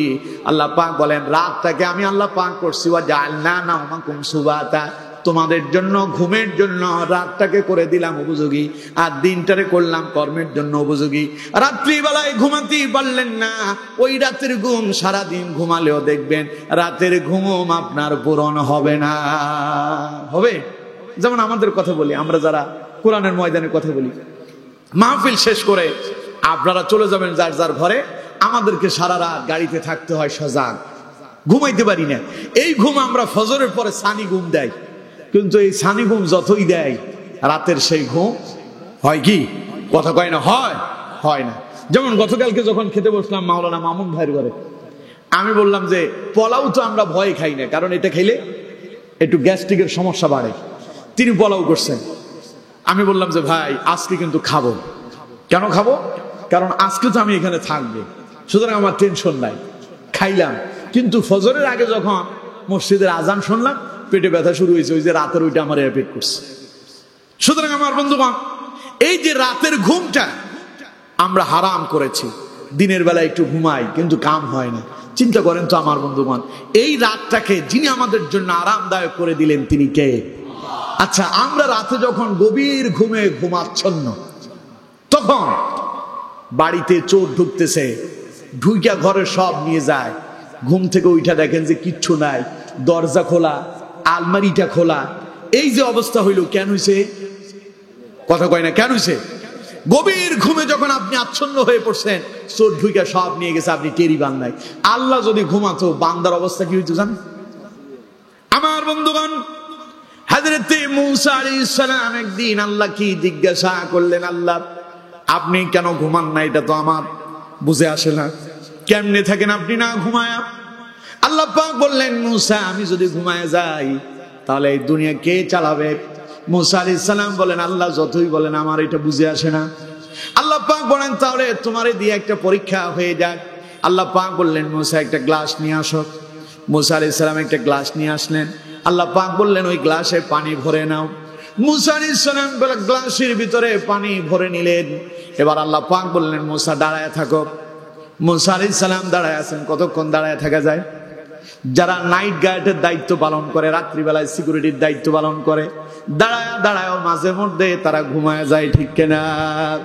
মূসা আলাইহিস সালাম পানির গ্লাস নিয়ে দাঁড়িয়ে আছেন। হঠাৎ করে তার তন্দ্রা এলো, ঘুমের ভাব এলো, ঝাঁকুনির সাথে হাত থেকে গ্লাস পড়ে গেল। গ্লাসও পড়ে গেছে, পানিও পড়ে গেছে। মূসা আলাইহিস সালাম হাউমাউ করে উঠছে। আল্লাহ পাক বলেন, মূসা কি হয়েছে? মূসা আলাইহিস সালাম কয়, আল্লাহ পানি তো পড়ে গেল, গ্লাস গেল কই? পানি পড়ছে, গ্লাস কই? মূসা আলাইহিস সালাম এবার গ্লাস খুঁজতেছেন। আল্লাহ পাক বলেন, আমার মূসা রে, আমি আল্লাহ যদি ঘুমায়া যাই, গভীর রাতে আমার এক বান্দা সমুদ্র দিয়া জাহাজে করে সমুদ্র পাড়ি দিচ্ছে, লঞ্চে করে, স্টিমারে করে সমুদ্র পাড়ি দিচ্ছিল। এমন সময় সমুদ্রের ভেতরে জোয়ার এলো, সমুদ্র উত্তাপ হয়ে গেল, সিডর এসেছে, ঘূর্ণিঝড় এসেছে। আমার বান্দা তখন বিপদে পড়লো। গভীর রাতে আমার ডেকে বলতেছে, লা ইলাহা ইল্লা আনতা সুবহানাকা ইন্নী কুনতু মিনাজ জালিমিন। সেই যখন আমার বান্দা এইভাবে করে করে আমার প্রশংসা করতেছে আর আমারে ডাকতেছে, আমি আল্লাহ যদি ঘুমায় যাই, ওই যে সমুদ্রের ভিতরে জাহাজ ডুবে যাচ্ছে, বান্দার এখন আল্লাহর সাহায্যের প্রয়োজন। আমি আল্লাহ যদি ঘুমায় যাই, বলো তো দেখি ওই মুহূর্তে আমার বান্দাটারে কে সাহায্য করবে? একজন মা, প্রসব বেদনা শুরু হয়েছে, সন্তান সম্ভব, মা সন্তান ডেলিভারি করবে। গভীর রাতে হঠাৎ করে প্রসব বেদনা শুরু হয়ে গেল। ডাক্তার খুঁজে পাওয়া যাচ্ছে না। এলাকার যত ডাক্তার আছে, হাতুড়ি ডাক্তার যারা, তাদেরকেও খুঁজে পাওয়া যাচ্ছে না। প্রচন্ড ব্যথা। মা এই মুহূর্তে আল্লাহরে ডাকে আর বলে, আল্লাহ তুমি ছাড়া এই মুহূর্তে আমার কেউ নাই। আল্লাহ পাক বলেন, মূসা রে, ওই মুহূর্তে যদি আমি ঘুমায়া যাই, তুমি দুনিয়ার একটা গ্লাস কন্ট্রোল করতে পারলা না, আর আমি আল্লাহ যদি ঘুমায় যায় আমার এই বান্দাগুলোকে, ওই মুহূর্তে কে সাহায্য করবে? কে তার ডাকে সাড়া দিবে? এই জন্য আমি আল্লাহ আমার ঘুমটারে হারাম করলাম, আর আমার বান্দার জন্য ঘুমটারে আমি আল্লাহ আরাম করে দিলাম। সুবহানাল্লাহ। সারা জীবনে আপনি কত বছর ঘুমাচ্ছেন জানেন? বিজ্ঞান বলছে একজন মানুষ যখন দুনিয়ায় আসে, নবজাতক শিশুটা 16 থেকে 17 ঘন্টা পর্যন্ত, 18 ঘন্টা পর্যন্ত দৈনিক ঘুমে থাকে। দেখেন না, মা খাওয়াই দিলে ঘুমায়, দিনেও ঘুম, রাতেও ঘুম, ঠিক কিনা? 16 থেকে 18 ঘন্টা। বয়স যখন তার 3 বছর হয়, তখন তার ঘুমের পরিমাণটা কমে। বিজ্ঞান বলছে 3 থেকে 6 বছর পর্যন্ত একটা বাচ্চার কমস কম ঘুমের প্রয়োজন হয় 9 থেকে 12 ঘন্টা। এরপরে একজন প্রাপ্তবয়স্ক মানুষ সারাদিনে তারে ঘুমাতে হয় 7 থেকে 8 ঘন্টা অথবা 6 থেকে 8 ঘন্টা। একজন মানুষ যদি 75 বছর হায়াত পায়, তার শিশুকালে সেই যদি দৈনিক 16 থেকে 18 ঘন্টা ঘুমায়, তার 3 থেকে 6 বছর পর্যন্ত এই সময়টাতে সেই যদি 9 থেকে 12 ঘন্টা ঘুমায়, আর প্রাপ্তবয়স্ক অবস্থায় সেই যদি দৈনিক 6 থেকে 8 ঘন্টা ঘুমায়, বিজ্ঞান হিসাব করে দেখলো 75 বছর যদি তার হায়াত হয়, 25 বছর ঘুমে কেটে যায়। সুবহানাল্লাহ কইলেন না? আরো জোরে পড়েন সুবহানাল্লাহ। এই ছোট্ট বাচ্চা যদি 16 ঘন্টা 18 ঘন্টা না ঘুমায়, শান্তি লাগবে? কথা বল না কেন? মা অতিষ্ঠ হয়ে যাবে। বাপেরা তো বাচ্চাদের একটু কান্নাই সহ্য করতে পারে না। রাত্রিবেলায় বাচ্চা কান্না করতেছে, প্রসাব করে কাপড় চোপড় নষ্ট করে ফেলছে, মা এগুলো পরিষ্কার করে। শীতের রাত তো একটার পরে একটা করতেছে, আর খালি মা পরিষ্কার করতেছে। বাপ কিছুক্ষণ থাকার পরে মেজাজ খারাপ হয়ে গেছে, এই বাচ্চার কারণে ঘুমাইতে পারি না। বাপ উঠা আরেক রুমে চলে যায়। আমার বন্ধুগণ চিন্তা করেন তো, এই ঘুম যদি সন্তান না ঘুমাতো, সারাদিন বাচ্চার কান্নাকাটিতে আপনি শান্তি পেতেন? বাচ্চা যদি কম ঘুমায়, ডাক্তারের কাছে নিয়ে যায় যে ডাক্তার সাহেব আমার বাচ্চাটা ঘুমাচ্ছে না, ওর ঘুম কম হচ্ছে, মনে হয় অসুস্থতা আছে। ঠিক তেমনি ভাবে আপনার বয়স হয়েছে। এখন অনেক মানুষের বয়স যখন বেড়ে যায়, টেনশনও বেড়ে যায়, ঘুম কমে যায়, সারা রাত বিছানায় শুয়ে আছে, ঘুম আসে না। এই ঘুমের জন্য ডাক্তারের কাছে যায়, ডাক্তার তার ওষুধ দেয় একটু ঘুমের জন্য। এই ঘুমটা ওষুধেও কাম হচ্ছে না। ডাক্তারকে যায় বললো, ডাক্তার সাহেব ওষুধে তো ধরে না। ডাক্তার বললো তাইলে ইঞ্জেকশন ফুশিং করে দিতে হবে। ইঞ্জেকশন ফুশিং করে ঘুমাইতেছেন। চিন্তা করেন তো, ঘুম না গেলে আপনার শান্তি লাগে না অশান্তি লাগে? সবাই বলতে হবে, শান্তি লাগে না অশান্তি লাগে? ঘুমানোর জন্য ওষুধ খাইলেন, ইঞ্জেকশন ফুশিং করলেন, আর আল্লাহ পাক বলছেন, আমি আল্লাহ পাক এমন এক রব, লা তাখুযুহু সিনাতুন ওয়ালা নাওম, আমার তো ঘুমের প্রয়োজনই নাই। তন্দ্রা ও সামান্য সময়ের জন্য আমি আল্লাহকে স্পর্শ করতে পারে না। চিল্লায় পড়েন সুবহানাল্লাহ। আরো জোরে পড়েন সুবহানাল্লাহ। তাহলে যিনি ঘুমান না তিনি কে? আর আমরা এরপরেও নিজের বহু ক্ষমতার মালিক মনে করি। আল্লাহ কয় তোর ক্ষমতা তো তাই, ঘুমাইতে না পারলে তুই পাগল হয়ে যাইস। আর আমি আল্লাহ গোটা পৃথিবী চালাই, এক মুহূর্তের জন্য আমারে ঘুমানো লাগে। জোরে বলেন ঘুমানো লাগে। এই গেল কয়টা? আরো জোরে বলেন কয়টা? 3টা। আরো আছে কয়টা? 7টা। বাকিগুলো খুব তাড়াতাড়ি, আর ব্যাখ্যা বিশ্লেষণ করব না। আমার বন্ধুগণ, আল্লাহ পাক তার কোয়ালিটির পরিচয় দিচ্ছেন। তিনি আমাদের কেমন রব, তিনি আমাদের কেমন মনিব, তিনি আমাদের কেমন স্রষ্টা। আল্লাহ পাক বলছেন, আমার বান্দা, আমার 4 নাম্বার গুণ হলো লাহু মা ফিস সামাওয়াতি ওয়া মা ফিল আরদ। আল্লাহ পাক বলেন, আসমান এবং জমিনের ভেতরে যা কিছু আছে, এই সবগুলোর একচ্ছত্র মালিক যিনি, তিনি কে? আমার মালিক কে? আপনার, আমাদের সবার। আরো জোরে বলেন, সবার মালিক কে? আপনি হয়তো মনে করতেছেন আপনার বাপ আপনার লালন পালন করছে, তাই আপনার বাপ আপনার মালিক। আল্লাহ কয় যে না, যদি তোর বাপই যদি তোর মালিক হয়, তাইলে সমুদ্রের বন্য পানিগুলোর দিকে তাকাও। বিশাল বিশাল বাঘ, সিংহ, বিশাল বিশাল হাতিগুলো বিশাল বিশাল বনের ভিতরে চড়ে বেড়ায়, ওদেরকে যিনি লালন পালন করেন তিনি কে? সমুদ্রের দিকে তাকান, পুঁটি মাছ থেকে শুরু করে তিমি মাছ পর্যন্ত আছে না নাই? এদেরকে যিনি খাবার দেন তিনি কে? নিজের ঘরের দিকে তাকান, ছোট্ট ছোট্ট হাজার হাজার লক্ষ লক্ষ পিপিলিকা আপনার ঘরের ভেতরে আছে। এই ঘরের ভেতরে পিপিলিকাদেরকে আপনি কি খাবার দেন নাকি? কে দেয়? এখন আপনি মনে করতেছেন আপনার খাবার তো আপনি চাকরি কইরা, আপনি ব্যবসা করে আপনি ইনকাম করতেছেন। আল্লাহ পাক বলেন, জমিনের ভেতরে যখন তুমি চাষবাস করো, ধান লাগাইলা একটা, সিমের বিচি লাগালা একটা, আমি আল্লাহ পাক একটা ধান থেকে 1000টা দিলাম, একটা সিমের বেচে থেকে শত শত সিম যিনি দান করেন তিনি কে? আরো জোরে বলেন কে? সুতরাং আল্লাহ পাক বলছেন, লাহু মা ফিস সামাওয়াতি ওয়া মা ফিল আরদ, আকাশ এবং জমিনের ভিতরে যা কিছু আছে এই সবগুলোর মালিক যিনি, তিনি কে? এই গেল কয়টা? আরো জোরে বলেন কয়টা? মনে আছে আপনাদের আগের 3টা? দেখবো, আমি পরীক্ষা নেব। বললাম না আর ব্যাখ্যা করব না। 5 নাম্বারটা শুনুন। আল্লাহ রাব্বুল আলামিন বলছেন, মান যাল্লাযী ইয়াশফাউ ইনদাহু ইল্লা বিইযনি। আল্লাহ পাক বলছেন, আমি তোমাদের এমন রব, আমি তোমাদের এমন মুনিব, আমি তোমাদের এমন স্রষ্টা, আমি তোমাদের এমন খালেক। আমার বান্দারে শোনো, কে আছে এমন কিয়ামতের দিন আমার অনুমতি ছাড়া সুপারিশ করতে পারে? পারবে কেউ? কথা বল না কেন? পারবে কেউ? কিয়ামতের দিনের অবস্থা হবে অত্যন্ত ভয়াবহ। লোকেরা বিপদে পড়ে যাবে, মুসিবতে পড়ে যাবে। লোকজন চিন্তা করবে আজকে আমাদের জন্য সুপারিশ করবে। প্রথমে আদম আলাইহিস সালামের কাছে যাবে, তিনি বলবেন আমার পক্ষে সম্ভব নয়। যাও নূহের কাছে যাও, লোকেরা নূহ আলাইহিস সালামের কাছে আসবেন, তিনি বলবেন আমার পক্ষে সম্ভব নয়। যাও তোমরা মূসার কাছে যাও, লোকেরা মূসা আলাইহিস সালামের কাছে আসবে, তিনি বলবেন আমার পক্ষে সম্ভব নয়। যাও তোমরা ইব্রাহিমের কাছে যাও, লোকেরা ইব্রাহিমের কাছে আসবে, তিনি বলবেন আমার পক্ষে সম্ভব নয়। এইভাবে সব নবীদের কাছে কাছে লোকেরা যাবে, সব শেষ সবাই বলবে যে যাও, এই মুহূর্তে তোমাদের জন্য সুপারিশ করতে পারবেন একজন, তিনি যমনার শ্রেষ্ঠ নবী, নবীদের নবী, সাইয়্যিদুল মুরসালিন, খাতামুন নবিয়্যিন, নবী আরবি জনাবে মুহাম্মদুর রাসূলুল্লাহ। চিল্লায়ে পড়েন সাল্লাল্লাহু আলাইহি ওয়াসাল্লাম।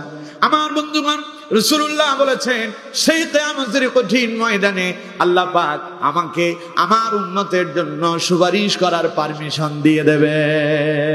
সুবহানাল্লাহ বলেন না? কিন্তু আল্লাহর অনুমতি ছাড়া নয়। লোকেরা সবাই যখন রাসূলুল্লাহর কাছে আসবে, নবীজি বলবেন কি হয়েছে? উম্মতেরা বলবে ইয়া রাসূলুল্লাহ আমরা পাকড়াও হয়ে গেলাম, বিপদে পড়ে গেলাম, ধরা পড়ে গেলাম, আপনি আমাদের জন্য সুপারিশ করেন। তখন রাসূলুল্লাহ সিজদায় পড়ে যাবেন, নবীজি সিজদায় পড়ে কাঁদবেন আর বলবেন রব্বি হাবলি উম্মতি, রব্বি হাবলি উম্মতি।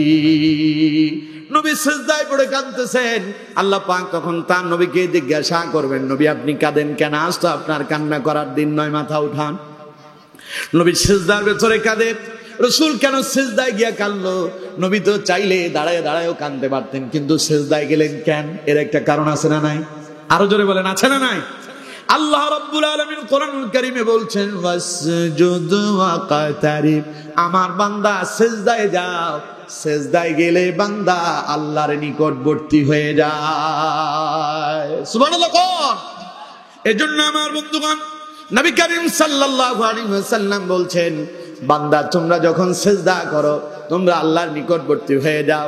ওই সিজদায় গিয়া তোমরা বেশি বেশি দোয়া করো, কারণ তুমি আল্লাহর খুব নিকটে। সিজদার মাঝে দোয়া করলে দোয়া যিনি কবুল করেন তিনি কে? আজ কিয়ামতের ময়দান উম্মতেরা রাসূলুল্লাহর কাছে এলো, নবীজি সিজদায় পড়ে কাঁদতেছেন, কারণ আল্লাহ পাক বলছেন ওয়াসজুদ ওয়াকতারিব, সিজদা দাও, আল্লাহর নিকটে চলে যাও। নবী সিজদা দিয়ে আল্লাহ পাকের প্রশংসা করতেছেন। আল্লাহ রাব্বুল আলামিন বলবেন নবী কাঁদবেন না, মাথা তুলেন, আজ তো আপনার কান্নার দিন না। নবীজি শুধু কাঁদতেই থাকবেন। আল্লাহ পাক বলবেন আমার নবী আজ আপনি যা চান তাই দেওয়া হবে। নবীজি বলবেন আল্লাহ রাব্বি হাবলি উম্মতি, হে আমার রব আমার উম্মতেরা বিপদে পড়ছে। আল্লাহ পাক তখন বলবেন আমার নবী আপনি আপনার উম্মতদেরকে বাছাই করে করে আজ আপনি তাদেরকে নিয়ে জান্নাতে চলে যান। সুপারিশের অনুমতি কে দিলেন? আরো জোরে বলেন। আল্লাহ রাব্বুল আলামিন বলছেন আমি এমন রব মানযাল্লাযী ইয়াশফাউ ইনদাহু ইল্লা বিইذনি, কে এমন আছে যে কিয়ামতের দিন আমার অনুমতি ছাড়া সুপারিশ করতে পারে? এমন কেউ আছে নাকি? জোরে বলেন আছে। তাইলে সব ক্ষমতার শ্রেষ্ঠ ক্ষমতা যার হাতে তিনি কে? এবার 6 নাম্বারটা শুনুন। আল্লাহ রাব্বুল আলামিন বলছেন ইয়ালামু মা বাইনা আইদিহিম ওয়া মা খালফাহুম। আল্লাহ পাক বলছেন আমার বান্দারে আমি তোমাদের এমন রব, আমি তোমাদের এমন মাবুদ, আমি তোমাদের এমন স্রষ্টা, তোমার আগে এবং পরে, আগে তুমি কেমন ছিলা, এখন তুমি কেমন হয়েছো, তোমার আগে পরের সব বিষয় সম্পর্কে যিনি জানেন তিনি কে? আরো জোরে বলেন কে? আগে তুমি মানুষ খুন করছো, তুমি সন্ত্রাস করেছো, তুমি মাদকাসক্ত ছিলে, তুমি মানুষকে হত্যা করেছো, অন্যায় করেছো, অপরাধ করছো। এখন তুমি মাথায় টুপিও পরো, মুখে দাড়িও রাখছো, পাঞ্জাবিও গায়ে দিয়েছো। এখন মাঝে মধ্যে তোমার মসজিদে পাওয়া যায়। আসলে তুমি যে পাঞ্জাবি কেন পরছো, তোমার মুখে দাড়ি কেন আসলো, তোমার মাথায় টুপি কেন উঠলো, তুমি মনে করছো দুনিয়ার কেউ জানে না। আল্লাহ রাব্বুল আলামিন বলেন তুমি কি এটা মানুষকে দেখানোর জন্য করতেছো না আমার সন্তুষ্টির জন্য করতেছো? তোমার আগের এবং পরের সব বিষয় যিনি জানেন তিনি কে? আরো জোরে বলতে হবে তিনি কে? সুতরাং আমার বন্ধুগণ এটা হলো আল্লাহ রাব্বুল আলামিনের 6ষ্ঠ নাম্বার কোয়ালিটি। এবার আল্লাহ পাকের 7ম নাম্বার কোয়ালিটি শুনেন। আল্লাহ পাক বলছেন ওয়ালা ইউহিতুনা বিশাইইন মিন ইলমিহি ইল্লা বিমা শা। সকল জ্ঞানের একচ্ছত্র মালিক কে? সবচাইতে বড় জ্ঞান যার কাছে তিনি কে? আল্লাহ পাক বলছেন তামাম পৃথিবীর সমস্ত মানুষের জ্ঞানগুলোকে যদি এক জায়গায় একত্রিত করা হয়, আল্লাহ পাক বলেন এরপরে আমার জ্ঞানের সামান্য কিঞ্চিত পরিমাণ অংশকেও তারা স্পর্শ করতে পারবে। জোরে বলেন পারবে? তবে আল্লাহ পাক বলছেন ইল্লা বিমা শা, হ্যাঁ ততটুকুন পারবে যতটুকুন আমি আল্লাহ তারে দান করছি। দেখেন না, কেউ মোবাইল আবিষ্কার করলো, কেউ বা এরোপ্লেন বানায় ফেলছে, কেউ বা এমন বিমান তৈরি করছে যেখানে কোনো যাত্রীর প্রয়োজন নাই, এখানে বসে রিমোট কন্ট্রোল চালায় আর আকাশে ড্রোনগুলো উড়ে বেড়ায়, ঠিক কিনা? আবার কেউ বা এমনও আছে আল্লাহ রাব্বুল আলামিন তারে এমন জ্ঞান দিলেন, স্কুলে গেল, কলেজে গেল, ইউনিভার্সিটিতে গেল, অনেক পড়ালেখা করছে, কিন্তু যতই পড়ে পড়ার শেষে পরীক্ষা দেয় খালি গোল্লা পায়। আছে না নাই? আরো জোরে বলেন আছে না নাই? অথচ একই শিক্ষকের কাছেই পড়েছে, একই টিচারের কাছে প্রাইভেট পড়লো, কিন্তু তার সাথে লোকটা পাস করলো, সেই ফেল করলো। আল্লাহ পাক বলেন ইল্লা বিমা শা, যতটুকুন জ্ঞান আমি তোমারে দিয়েছি চাইলেও এর চাইতে বেশি নিতে পারবা? জোরে বলেন পারবেন নাকি? যারে যতটুকুন জ্ঞান আল্লাহ দিয়েছেন ততটুকুনি সীমাবদ্ধ, আপনি চাইলেও এর চাইতে বেশি নিতে পারবেন না। সুতরাং আমাদেরকে আল্লাহ রাব্বুল আলামিন যাকে যতটুকুন জ্ঞান দিয়েছেন তিনি কে? যিনি আমাদেরকে জ্ঞান দিয়েছেন তিনি কে? আল্লাহ পাক বলছেন জ্ঞান পায় মাঝে মধ্যে মাথা খারাপ হয়ে যায় লোকজনের, নিজের অনেক কিছু মনে করে আমি পাওয়ারফুল। আল্লাহ পাক বলেন বেশি পাওয়ার দেখাও না। কিসের পাওয়ার তোমার? ওয়ামা উতিতুম মিনাল ইলমি ইল্লা কলিলা। তুমি এরোপ্লেন বানাইছো তাতে কি হয়েছে? রকেট বানাইছো তাতে কি হয়েছে? মিসাইল তৈরি করছো তাতে কি হয়েছে? ওই যে দেখেন না ইসরায়েল এইদিকে ইরানে হামলা করে, ফিলিস্তিনে হামলা করে, লেবাননে হামলা করে, নিজের অনেক বাহাদুরি দেখায় বলেছিল আমাদের আকাশ প্রতিরক্ষা আছে, কেউ আমাদেরকে কিছু করতেই পারবে না। এখন লেবানন থেকে যখন বারবার রকেট আসে, ভয়ে সবগুলো ট্যাঙ্কের ভিতরে ঢুকে পালায়, ঠিক কিনা? যদি বলেন ঠিক কিনা? আল্লাহ কয় কিসের জ্ঞান তোর? ওমা উতিতুম মিনাল ইলমি ইল্লা কলিলা, সামান্য জ্ঞান তোরে দিলাম, ওইটুকুন পায়া এত বাহাদুরি দেখাইস। আল্লাহ পাক বলেন সব চাইতে বড় জ্ঞানের অধিকারী যিনি তিনি কে? চিল্লায় বলেন কে? যেই লোকটা এরোপ্লেন বানালো, বিমান বানালো, রকেট বানালো, মিসাইল তৈরি করলো, আকাশ প্রতিরক্ষা যান তৈরি করলো, যারা ওরে জিজ্ঞাসা করেন তোমার তো অনেক ক্ষমতা, নিজের পিঠটা কেমন একটু দেখো না, কি দেখাও তো দেখি, বলতে পারবে? বলতে পারবে? কিসের জ্ঞান? আল্লাহ কোনো জ্ঞানই নাই। এত জ্ঞান, এত বাহাদুরি দেখা, পারলে নিজের পিঠটা দেখাও তো দেখি। আনার সামনে দাঁড়ায়ও দেখা যায় না, দুই পাশে দুইটা লাগায় সেলুনে, ঠিক কিনা? মাথার সামনের দিক কাটলো চুল, দেখা যায় খুব ভালো, পেছনের দিকটা কেমন কাটলো ওইটা দেখার জন্য আরেকখানা আয়না পেছনে লাগায় দিল, এরপরেও ভালোভাবে বোঝা যায়। মাঝে মধ্যে আবার সেলুনে যারা থাকে, যারা সেলুনে যারা কাজ করে আর কি, নাপিতেরা, ওরা আবার ওদের কাছে আরেকখান থাকে আয়না, যখন ওই পেছনের ওইটা দিয়েও কাম হয় না, পেছনে আয়না এটা ধরে, দেখেন কেমন হয়েছে, ঠিক কিনা? তো কিসের জ্ঞান? আল্লাহ কই যতটুকুন দিছে অতটুকুনই সীমাবদ্ধ, বাকি জ্ঞানের মালিক যিনি তিনি কে? আরো চিল্লায় বলেন কে? আল্লাহ রাব্বুল আলামিন তার সপ্তম নিজের গুণাগুণ বর্ণনা করতে গিয়ে বললেন ওয়ালা ইউহিতুনা বিশাইইম মিন ইলমিহি ইল্লা বিমা শা। আল্লাহ পাক বলেন আমার বান্দারে শোনো, আমি আল্লাহ পাক তোমারে ক্ষুদ্র জ্ঞান দান করেছি, কিন্তু সব জ্ঞানগুলো আমার কাছে রেখে দিয়েছি। तमाम পৃথিবীর সব মানুষগুলো তাদের জ্ঞানগুলোকে এক জায়গায় একত্রিত করলেও আল্লাহ পাকের সামান্য জ্ঞানকে তারা স্পর্শ করতে পারবে? জোরে বলতে হবে, পারবে? সুতরাং আমার বন্ধুগণ, এটা হলো আল্লাহর সপ্তম নাম্বার কোয়ালিটি। এবার আল্লাহ পাক তার অষ্টম নাম্বার, 8 নাম্বার কোয়ালিটি বলছেন ওয়াসিআ কুরসিয়ুহুস সামাওয়াতি ওয়াল আরদ। আল্লাহ পাক বলছেন আমার বান্দারে তুমি জানো নাকি আমার কুরসিটা কত বড়? সপ্তম আসমান, 7টা আসমান ঘেরাও করে রেখেছে, 7টা জমিন ঘেরাও করে রেখেছে। আল্লাহ পাকের বিশাল বড় কুরসিটা, বলেন সুবহানাল্লাহ। কুরসি কি জানেন? না না না, এটা অনেক ব্যাখ্যা আছে। তাফসীর ইবনে কাসির আসছে কুরসি হচ্ছে যেখানে আল্লাহ পাক তার পা মুবারক রাখেন, মাঝে মধ্যে পা রাখার জন্য যেমন এখানে একটা চেয়ার দেওয়া হয়েছে, টেবিল দেওয়া হয়েছে, এই টেবিলে আমি পাটা রাখলাম। আল্লাহ বলছেন, আল্লাহ নবী বলছেন, তাফসীর ইবনে কাসিরের ব্যাখ্যা এসেছে এটা হইল কুরসি। কুরসি বড় না চেয়ার বড়? চেয়ার বড়। কোনটা বড়? চেয়ার বড়। আমার বন্ধুগণ, এই ছোট্ট জিনিসটা আল্লাহ পাক বলছেন ওয়াসিআ কুরসিয়ুহুস সামাওয়াতি ওয়াল আরদ। তোমার আল্লাহ কত বিশাল, তার পা রাখার কুরসিটা तमाम পৃথিবীটাকে বেষ্টনী দিয়ে আছে। বলেন সুবহানাল্লাহ। নবীজি বলছেন কুরসিটা কত বড় জানেন? রাসূলুল্লাহ বলছেন, মনে করেন বিশাল একটা মাঠের ভেতরে একটা আংটি পড়ে গেল। কি পড়ছে? আংটিটা খুলে পড়লো। এখন এই বিশাল মাঠে খুঁজে আংটিটা পাওয়াটা কঠিন হবে না সহজ হবে? কঠিন। কোথায় পড়ছে কেউ জানে না।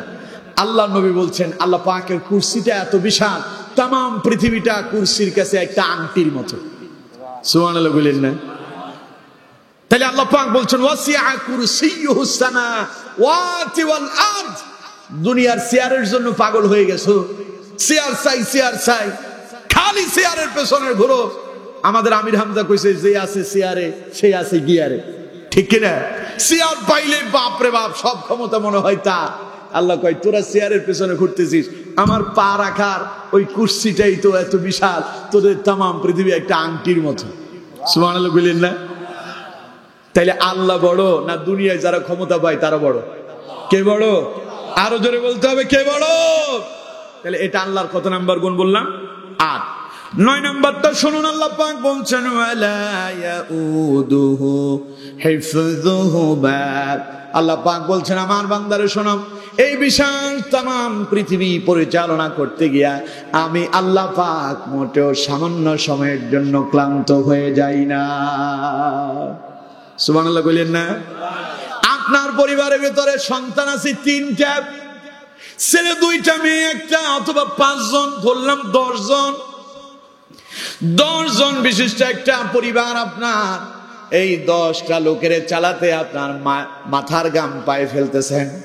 মাস শেষে পয়সা দিয়ে কুলাইতে পারেন না।